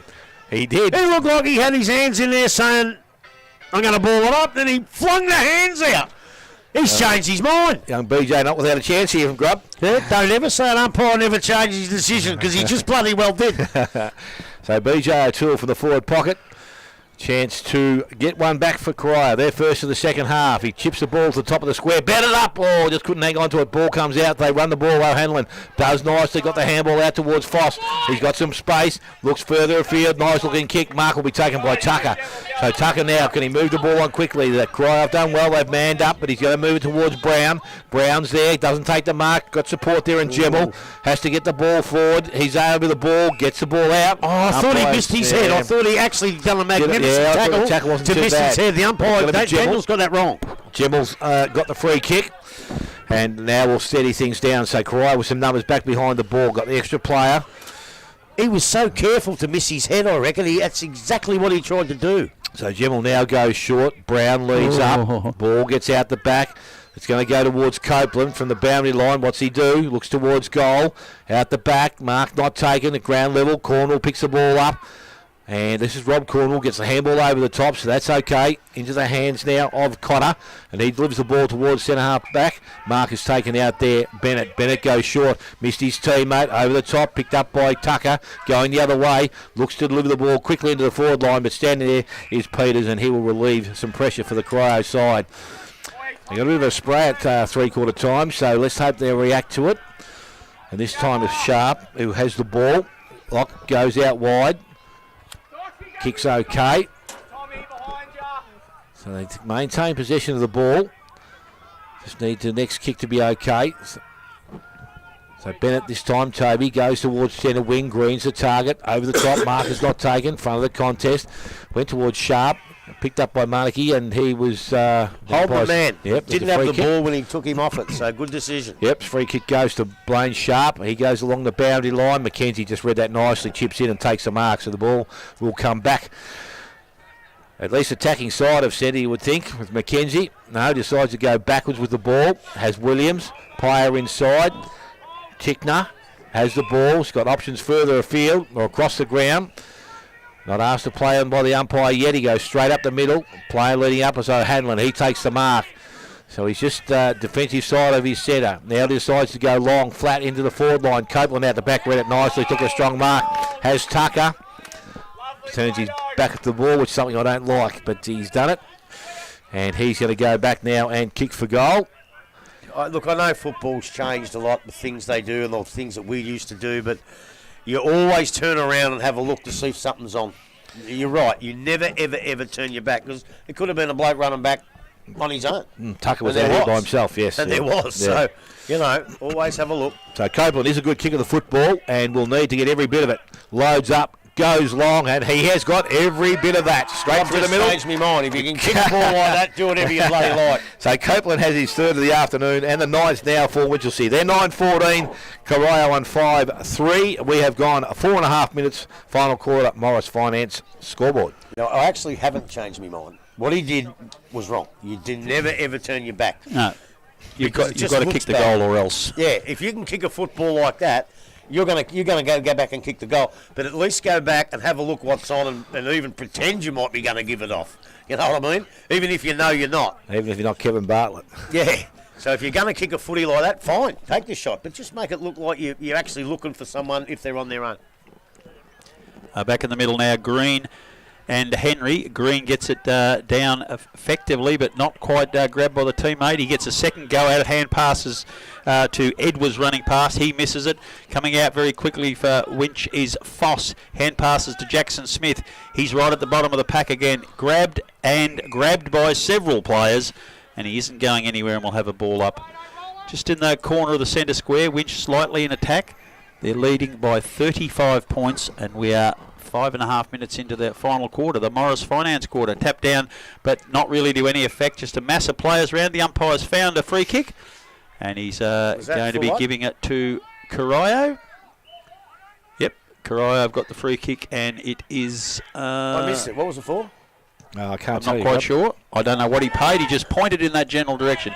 Punched away by Forsman from that pack as the ball went forward for Corio, and we'll have a boundary throw in right in front of our little box again on the centre wing here, outer side of the Corio Oval. The Aviva Energy Corio Oval. And waiting on the ball to be thrown back in. Green and Henry again. Henry's done a really good job since he's gone into the ruck, releasing Maloney the forward line. Green gets this one down to Bennett. He quickly slaps it onto his foot. Bangs it forward. Manicky can't hold the ball. Williams gets it for Winchelsea. A left foot kick across the middle of the ground. Tickner drops what he should have taken. Cotter grabs the ball for Corio. Slaps it into the forward line. Coming out for Winchelsea is Jonah McKenzie. He can't control the ball. Dribbles it over the boundary line in the far side back pocket or member side of the ground. Corio in attack. 35 points behind. 6.5 minutes into the final quarter. Just waiting for the boundary umpire again. Mark Stewart's come down and will take this ruck contest against Henry. Help him do what? So he's thrown the ball in. Stewart using his bulk, gets it down to the front of the pack to Bennett. He can't break away from the pack.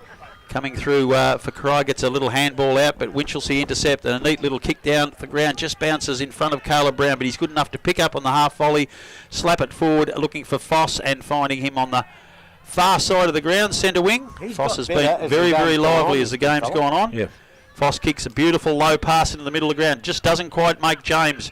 He comes forward, the umpire. There's a bit of an infringement behind the play, and I think Corio are going to get a free. Oh, no, it's going to go down the ground to Winch. It's been going on for a while between those two blokes, and it's really... Jackson Smith, I think, was he in the bottom of the pack there, the last one up? So the umpires are just sorting themselves out. It'll be James for Winchelsea, finishes up with a kick. Gets it out on the half-back flank. Foss again kicks a low stabbing pass into the forward line, looking for Copeland. Dribbles over the back. The umpire's blown the whistle, I think, and it will be... I think that's a netball whistle. That's a goal. Oh, we thought it was a boundary umpire, but he was operating very close to the line. But Maloney got a dribble out the back, ran around, kicked across his body, and has put through Winchelsea's 10th goal for the afternoon. 10-14-74. Corio 5-3-33. That was a very casual bit of play. Well, the players stopped because of the whistle. And I thought netball would be finished, but I can see them playing over there. That netball whistle, the players have stopped. But I tell you what, the bloke was smart enough to say, I'm not stopping. Bang, goal. So very important goal to Maloney. He's gone straight back into the centre of the ground, giving Henry a bit of a chop out.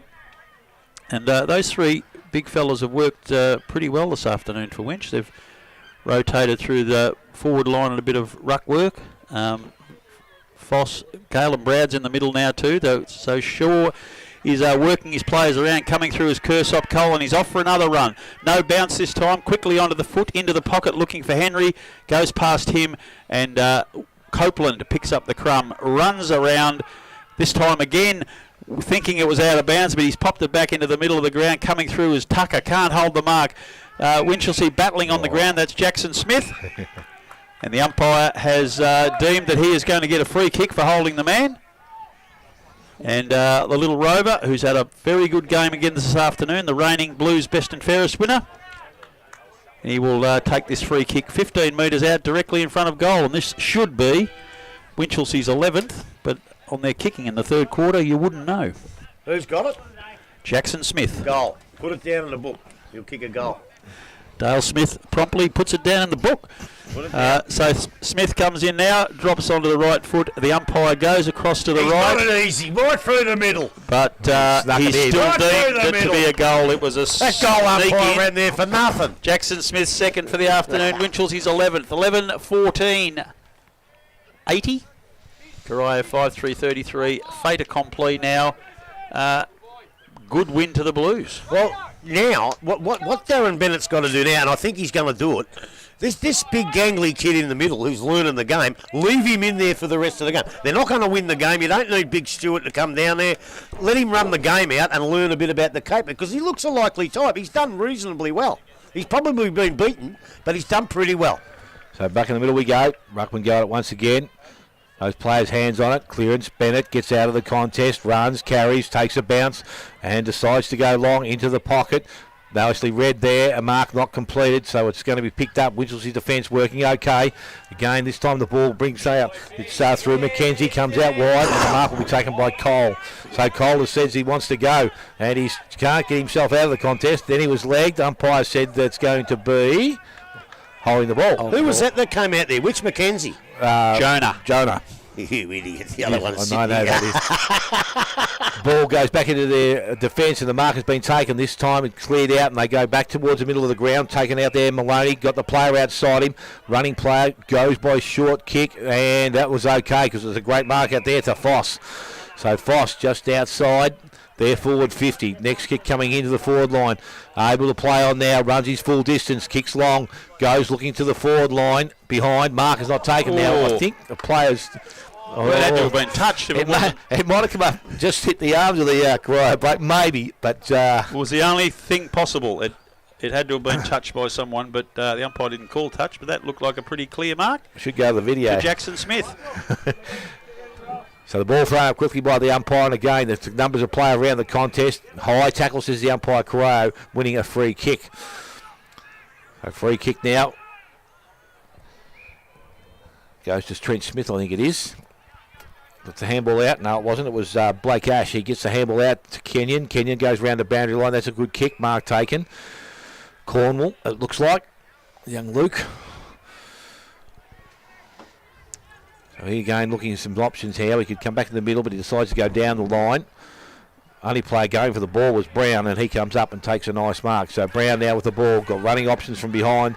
If he wants to go that way, but decides to go back inside 50. Copeland's the target. Ball gets over the back, escapes through the back into the hands of Tucker, who puts it on the foot, and he finishes off very nicely. David Tucker now has his third goal of the afternoon, and the 12th for the Winchelsea side. 12-14, 5-3, Corio. Almost 30 minutes gone. Final quarter, Morris. Finance. Final quarter action. Well, unfortunately, the final scores aren't going to tell you just how competitive Corio were for the first two quarters. Yeah. But as we all know, if you're going to win games or be competitive in games, you've got to play 4 quarters of footy. I was sort of hoping that they'd only lose that third quarter and come back and be competitive in the last, but they've actually been blown off the park now. And look, I don't know what Darren Bennett does here, because he just has to play out the game and maybe try and get a couple back, but the scores are going to say Winch won very, very easily and not reflect on how competitive Corio were till half-time. Maloney and Green. Green wins the tap again. He's had a fantastic job this afternoon. Comes over the back of the pack. Joel Bennett gets a hand pass, a neat little pass, looking for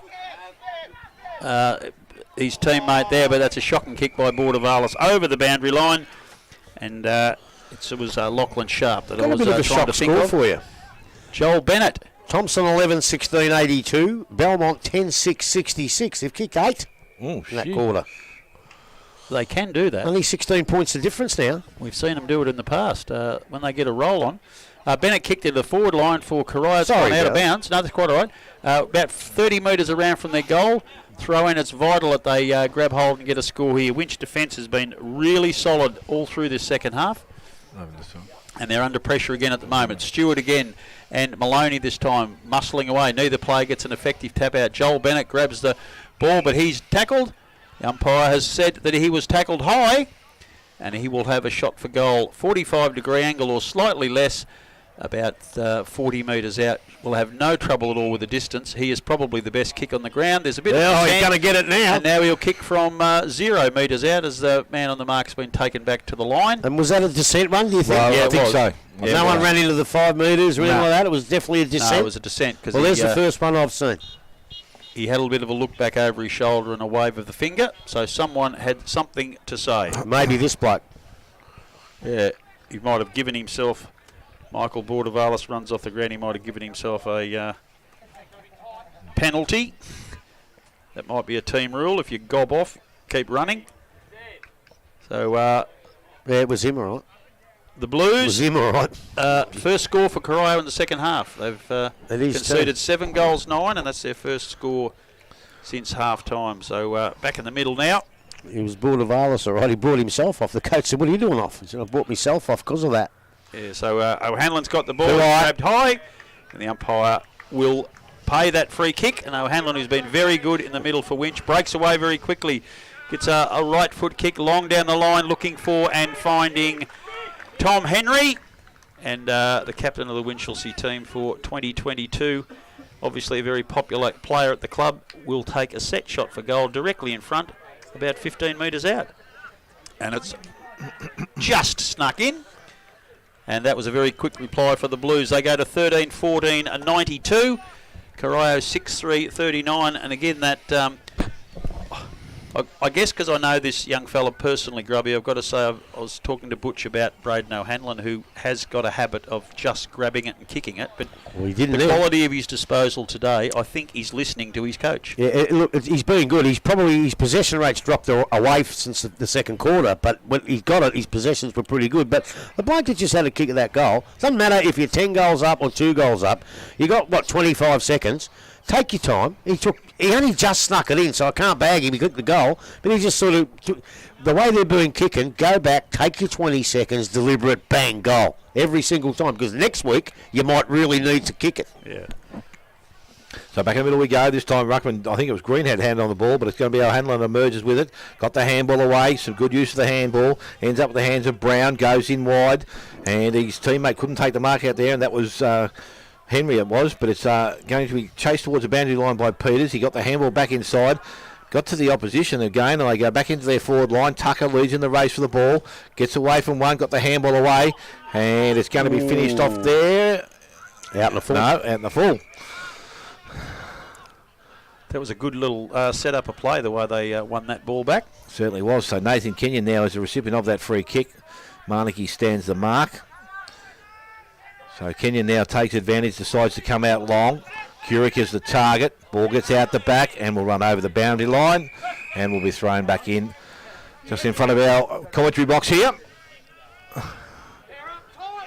So umpire about to get to the contest. Green doing some work with Maloney. Umpire throws that back in now. Ball out the back. Green, the second opportunity. Budavalis over the top of the ball. Green's back in there doing some work at ground level now, but it's going to be back in the hands of the umpire. See, even now, you watch, they don't worry too much about the Corio blokes, but there's always someone right on Bennett. Yep. So the ball thrown up once again. Ball into the contest. Picked up. Maloney had it, but Cornwall emerges with the ball. Got the handball away. Only as far as Brown. Got some options wide. Goes back. Forsman goes now towards his teammate there. Copeland round the boundary line. Good effort, interception there, and the ball's back over the boundary line, so we're going to have another throw-in to take place. That's what Darren was talking about before the game when he says look after him. Doesn't mean look after him because of the hits and everything. If you've got someone else that can get the ball out as prolifically as him, then they've got to watch him too. A bit like Cripps and Walsh at Carlton.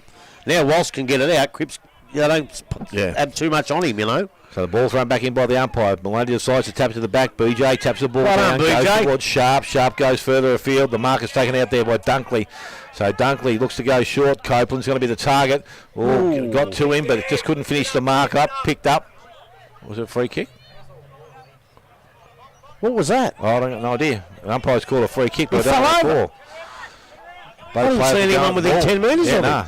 So the kick inside's not good. The interception was great. Box takes the ball, goes by hand to Cotter. Cotter looks up, has a player over the top in Sharp. Lane, as it is, has plenty of time. Looks at goal and will run in. And I think he has. He's kicked missed. it, I think. Oh, he's missed. No, he's missed. Oh, dear.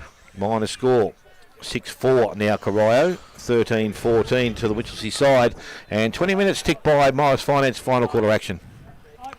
It's going to be a very difficult job finding 3-2-1 today. There's It's no almost impossible.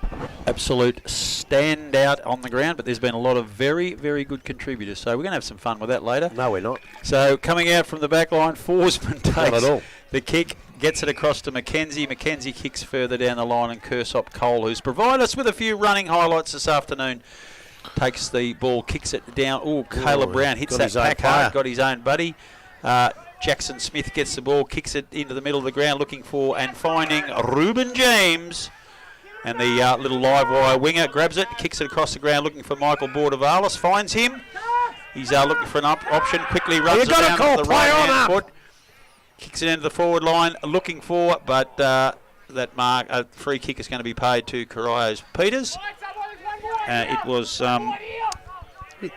was young Archie Howard who interfered with it, pushed him very obviously in the middle of the back.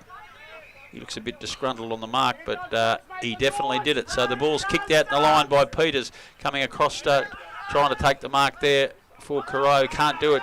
On the bottom of the pack there is Gemmell. He gets it out. Caleb Brown intercepts, gets it to Braden O'Hanlon. He's tackled and is going nowhere.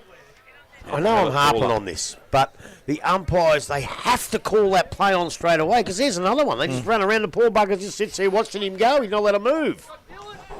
So Green again. Green wins another tap out. His ruck work's got better as the day's gone on. O'Hanlon, quick hand pass out to James. Comes down to the back line, tackled quickly there. Joel Bennett picks up the crumbs, gets it across to Kenyon. Kenyon kicks across goal to I don't know what, but they're standing on his own with no Corio player within 20 metres. Is the man who should be at Anarchy, and he is Manaki. So first year player at Winch. He's had a pretty good day without being outstanding. He's done some really good things. They've had a lot of players like that have just done nicely. So Manaki comes in, comes off the boot nicely, but slightly to the right. 1 point only. The 15th for the Blues. 13-15-93, Corio 6-4-40. And we are 22 minutes into the Morris Finance final quarter here at the Viva Energy Oval. Well, no one's actually done enough to be best on the ground, so I think the old Grubby Casons is going to have the Wagyu steak at the mighty Sale Yards Hotel. So the ball's come out quickly, but it's going to go back just as quick as Gemmell picks the ball up from a kick-in mistake, and he has put it through the middle, so his first goal of the afternoon. And now the 14th for the Winchelsea side. They're 14-15. They lead Corio on 6-4. 22 minutes gone now. Morris Finance final quarter action. Look, it's hard to compare. You've got to try and compare from the first half to the second half. The only thing I can come up with was in the first half, Winch was sort of running around doing what they wanted to do, and the pressure wasn't great. And Corio made a few mistakes. But in the second half, Winchelsea's pressure, their tackling, the whole lot's gone up.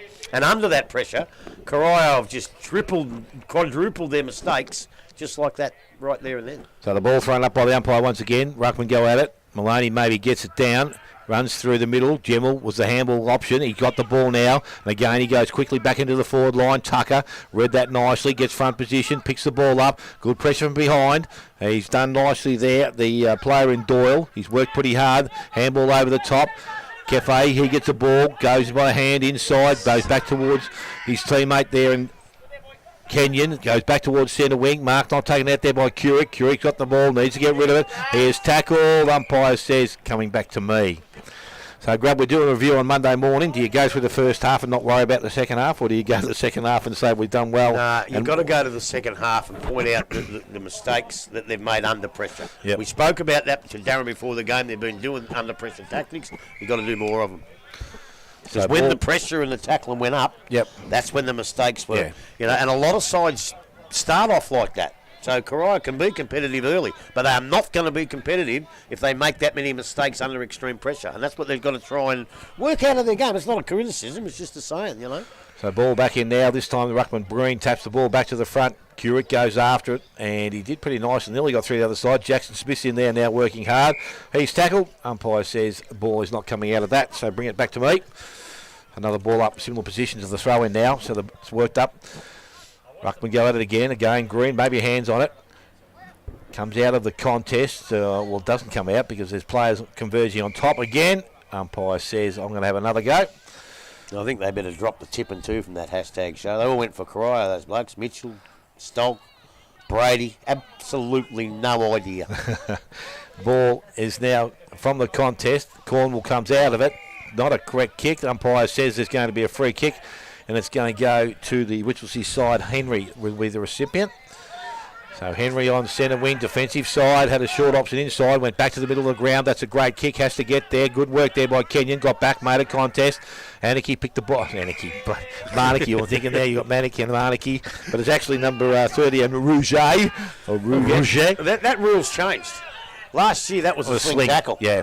Kenyon again, he plays on. He decides to go long into their forward line and quickly. Mark will be taken. Umpire says yes, it is going to be paid. Joel Bennett. It's Bennett that is pushed down the ground, and he will go back and try and kick his third goal of the afternoon.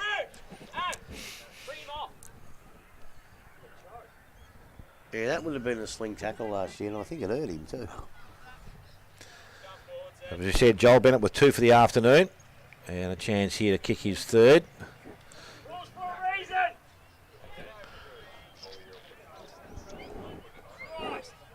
Comes in. That's not what I was going to say. It hasn't even scored, but it goes in the hands there of McKenzie. McKenzie gets the handball back over into the hands of McKenzie. It's there's a lot of them back there. McKenzie, and now McKenzie has the ball once again. He doesn't know where he wants to go, but he goes up the ground. That's great work. Nice finish, and the mark has been taken by Jackson Smith. So Jonah and Brad shared the ball around there a couple of times. He's now asked to play on by the umpire. He gets around the player on the mark and goes back out towards centre wing. Kick is misdirected, and the mark has been taken out there by Ash. He comes back inside. Kenyon once again takes the mark. Again, they've got some players across the ground. Quick kick will be okay. Mark taken out there, sharp. So he now looks at his options further afield. Nothing at him at the moment, so he decides to go long, back towards his teammate, Bennett. And it's picked up there by Kyle O'Toole. Handball goes out to Blaine Sharp, puts it on the right boot. This time that was going to be a better finish, but it's gone into the post and through for a minor score. 6 goals, 5 now to, hey? Did he flick past that, you reckon? Oh, he's flicked that out. 6-5 now to Corio, 14-15. And we are ticking towards the 27-minute mark of this final quarter. Can't be too much longer to play. And the ball's now on the half-back line. And they're trying to bring the ball out the Winchelsea defence, but it's been held up. Have a ball up to take place. Pretty close to the boundary line here. Henry looking to do some ruck work. He takes it out of the contest, kicks the ball, goes back towards centre wing. Coming up from behind the ball is Doyle, traps it. Oh, that might have been a flick pass also, Grub. Ends up there now, Hounds, and it goes through Corio's hands to Edwards. Can he kick the ball inside? No, he doesn't. But the mark has been taken out there, and I'm just trying to see what it is. Might be Budavalis, is it? Yep. Looks like it. So Budavalis with the ball. Brings the ball back towards centre wing. Brown's going to fly. He likes to fly. Kefe gets the ball back outside. Little short kick was pretty much not effective. In the hands of Burns, now in the hands of his teammate Edwards. They turn the ball over as the siren sounds to end the game here, and we'll see Winchelsea run out pretty easy winners at 14-15-98. They will defeat Corio 6-5-41. Goal kickers for the home side, 2 to Joel Bennett, 1 each to Luke Cornwall, Destin Burns and BJ O'Toole, and also Mark Stewart, sorry. And for the Winchelsea side, 3 to David Tucker and to Zedekiah Copeland, 2 to Jackson Smith, 1 each to Gemel, Maloney, Henry, Brown, James and Howard. I'm going to take a short break before we come back with the final action. Yes, we will. We'll take a short break, come back very shortly. Final quarter action here. 94.7 The Pulse, your home of local football.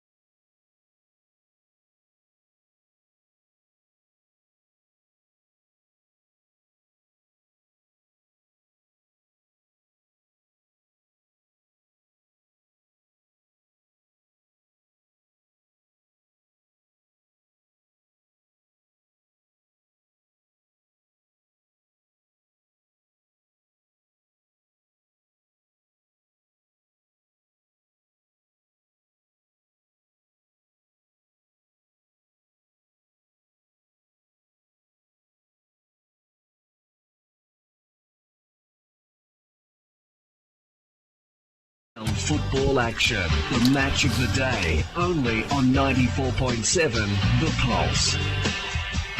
Well, it's at half-time. It certainly looked like a genuine match of the day, but from half-time onwards, Winchelsea kicked 9 goals, 9. Corio kicked 1 goal, 2. So it was a pretty lopsided second half finish. 6-5-41 to Winchelsea, 14-14-98. Big win to the Blues. And they've... excuse me. They're very, very happy indeed. I've lost it. Grubby, take over. Is that what you want me to do? That's what he was doing, wasn't it? Oh, look, Corio, I think Darren will be very, very disappointed in that. I know when you lose a lot, you can sometimes find excuses and say, oh, this and that. But he'll be very disappointed with that second half because they're only 2 points down at half time. And I think they gave us all a real insight that they may well win. And all what happens after that was just unbelievable. They turned up the pressure, Winch, and they just, had they kicked straight, they would have lost, would have won by a hell of a lot more in the finish. And Corio, as we said during the call, when the pressure came on, their mistakes just were 100-fold. You know, they even in the back line, they were kicking out and kicking the blokes on the chest, and that's just something they got to work through. I think they got a good kid there in green. I know we said bring Stewart down when the game was winnable, but.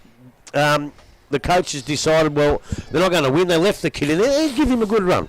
But look, in the second half, they probably had one good player. Whereas in the first half, you could have named 5 or 6 or 7, but you only had one in the second half. For Winch, they probably had 3 or 4 in the first half. And in the second, you could name everyone on the side got a kick in the second half. And that tells me that Winch's pressure went up and Corio's went down. And unfortunately, that's a huge loss. And they've got to go back now, and I think they play Werribee next week. So there's a win for them. Because I can tell you now, and I've got a few of the scores, these might not be final, but they're that close it ain't funny. East 116, North 25. That's a public flogging. Belpost still 102. Werribee 51. That's another flogging. And Thompson 89, Belmont 66. Well done, Belmont, for getting a lot closer, because at one stage it was 62-16. So they've come good a little bit too. But I don't know where Corio go for here. They've just got to keep battling away. Whereas Winch, I said they could be play finals. Then I said they didn't.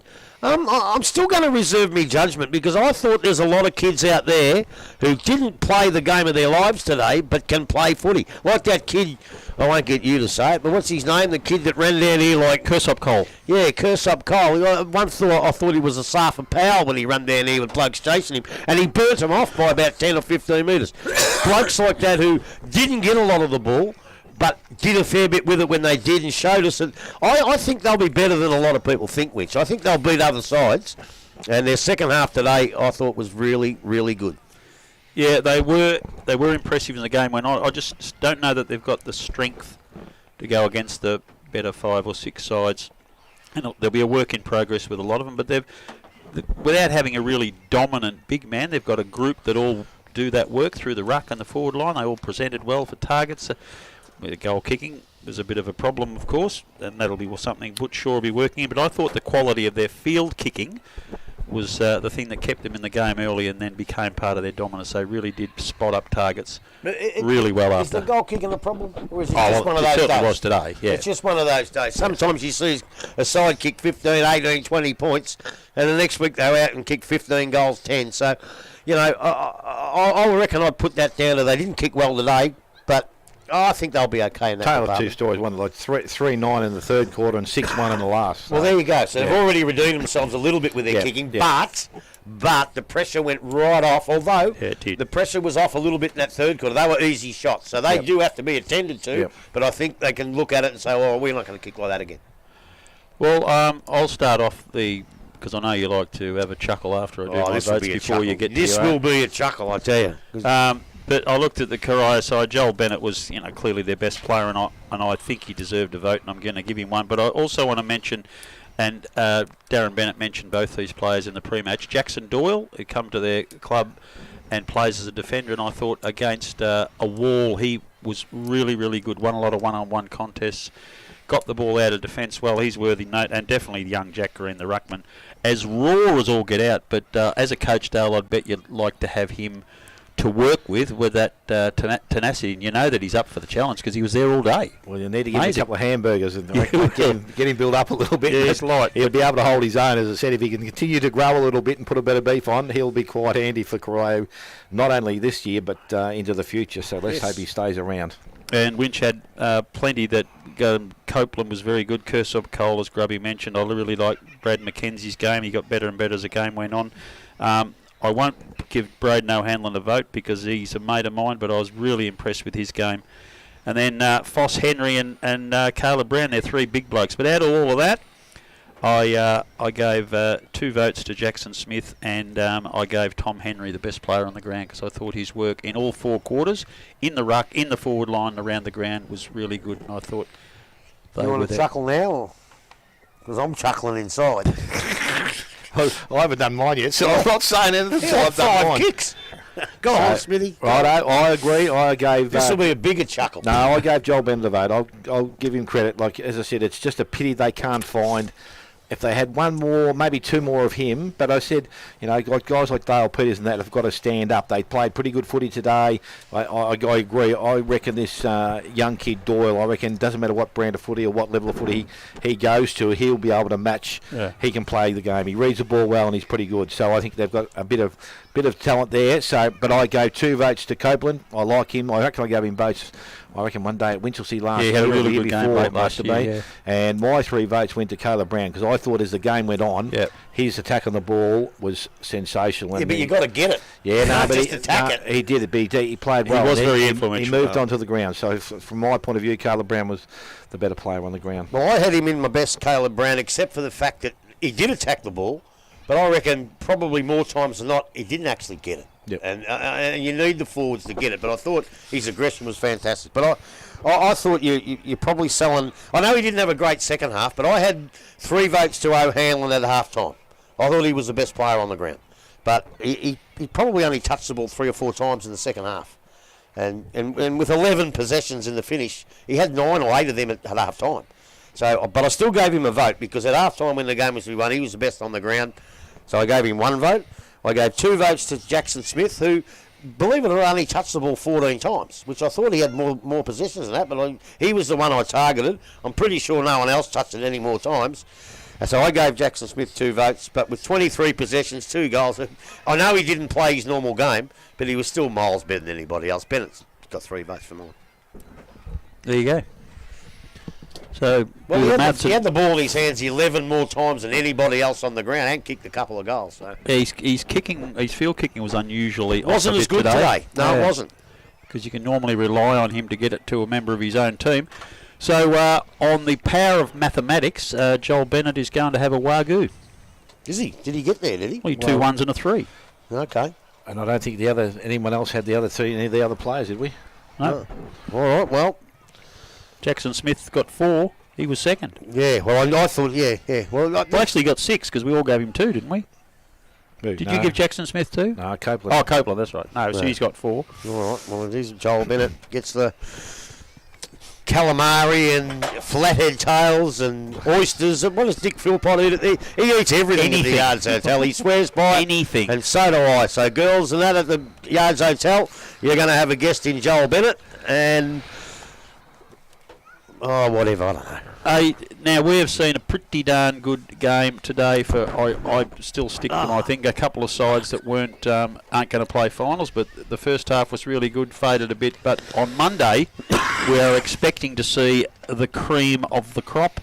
Dale, as I mentioned earlier, you've coached both clubs in your time, and I know, Grubby, you have got great respect. So you two really looking forward to a humdinger on Monday?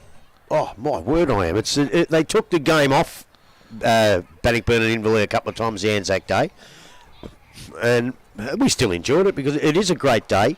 And as the boys on hashtag said this morning, Monday isn't a public holiday. It's not a day of celebration. It's a day of respect, and we'll pay that respect, as will when they have the service. I think the service is on about 1:45 before the start of the seniors. So hopefully they get that over and done with. They'll play the last post and they'll give all the respect they can to the people who went off to war and made life for us what it is today. But we'll go on about that a little bit on Monday. But now the game's back between Inverleigh and Bannockburn, and I believe that's where it should stay. two sides that they not only embrace the spirit of the Anzacs, but they're two very good sides. They're neighbours. They don't like each other, so there's a little bit of spite and toughness in the game, which I like. I don't know who's going to win. I think Inverleigh, because Bannockburn did drop one early, which they probably shouldn't have dropped. I watched that game, and I don't think they should have dropped that, but they did. And I still don't know if they've covered all their losses. Apparently, young Lockie Middleton's playing on, but we'll talk about the game Monday before it.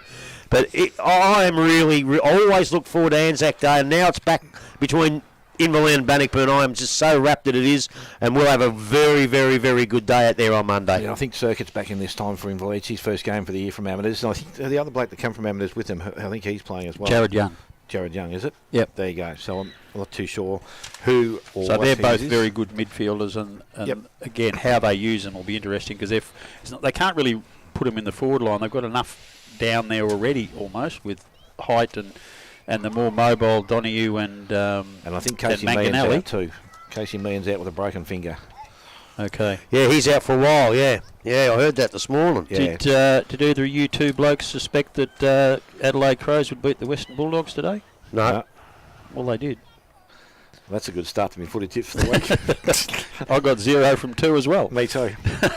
That's not unusual. No. Why? What do you mean? Of course, you would have gone for the Giants to beat St Kilda the way they're going there. Over there I would have. I'm waiting for St Kilda to blow up. How do you spell McLeod, as in Brent McLeod? MACLEOD. Or LOED. LEOD. Well, I've stuffed it up. Doesn't matter. Well, gentlemen, we will reconvene next on Monday, and I'm also really looking forward to it. I've got to go early tonight, so I might just wrap it up. You two probably had enough by now, have you? You're going to worry about next week now, or you're going to worry about Monday night? Next week. So I'll give them to you now. Belmont Lions host Inverleigh. Bellpost Hill host East Geelong. Don't worry about it. I know where we're going. Anarchy are playing Bannockburn. Werribee are playing Corio. North Geelong versus Geelong West. And Winchelsea versus Thompson. Oh, I missed one. I missed the game and I thought we'd be going to. What's that? Can you say them again? Belmont versus Inverleigh. No. Bellpost Hill versus East Geelong. Yep. Is that the one? Yep. That's what I'd say too. Okay. So we've seen Bellpost Hill, but I know we're very eager to see East Geelong, so that seems logical that out of that group, because I think Anarchy and Bannockburn will be a blowout. Werribee, Corio is a long way to go. North Geelong play the Giants. Is it? And Winchelsea Thompson. Werribee. No, it's past Players' Day at Bellpost Hill this week. This week? Yep. I thought you said it was today. No. Oh. This week. Okay. Past Players' Day. Yep. So next week, ladies and gentlemen, we'll be at the Myers Reserve Bellpost Hill when they take on East Geelong, who are, well, they're not quite in Inverleigh's zone just yet, but they're certainly the glamour side on the way up, and we're looking forward to seeing them in action. Another big win from them today. And I'll tell you something else. If we go to Bellpost Hill, I'm going to try for probably the most special guest this commentary box has ever had. Ever. That's a big statement. You've lured a bit of talent already. Oh, I don't know if I can lure this bloke, but if I can get him, I'll get him. Brent Gurgic. He's better than him. Better? Gurgic's a mug compared to this bloke. Ooh, okay. That'll be interesting. Yeah. That'll leave us guessing all week. Yeah. All right, we'll leave it at that. David Steele, thank you very much back at the studio for keeping this rabble under control. Go Blues on the rest of the weekend, and we'll talk to you. Are we talking to you on Monday, David, or is Robert still Yes, in? 1 o'clock, isn't it? 1 o'clock start on Monday. Yes, we've got a bit of pre-match to get through around the Anzac spirit, and also hopefully a couple of characters from each club. So thanks, Steelo. All the very best. No worries. And liking Thanks, your music too. Good luck. This has been 94.7 The Pulse, GDFNL Football from Corio. All right.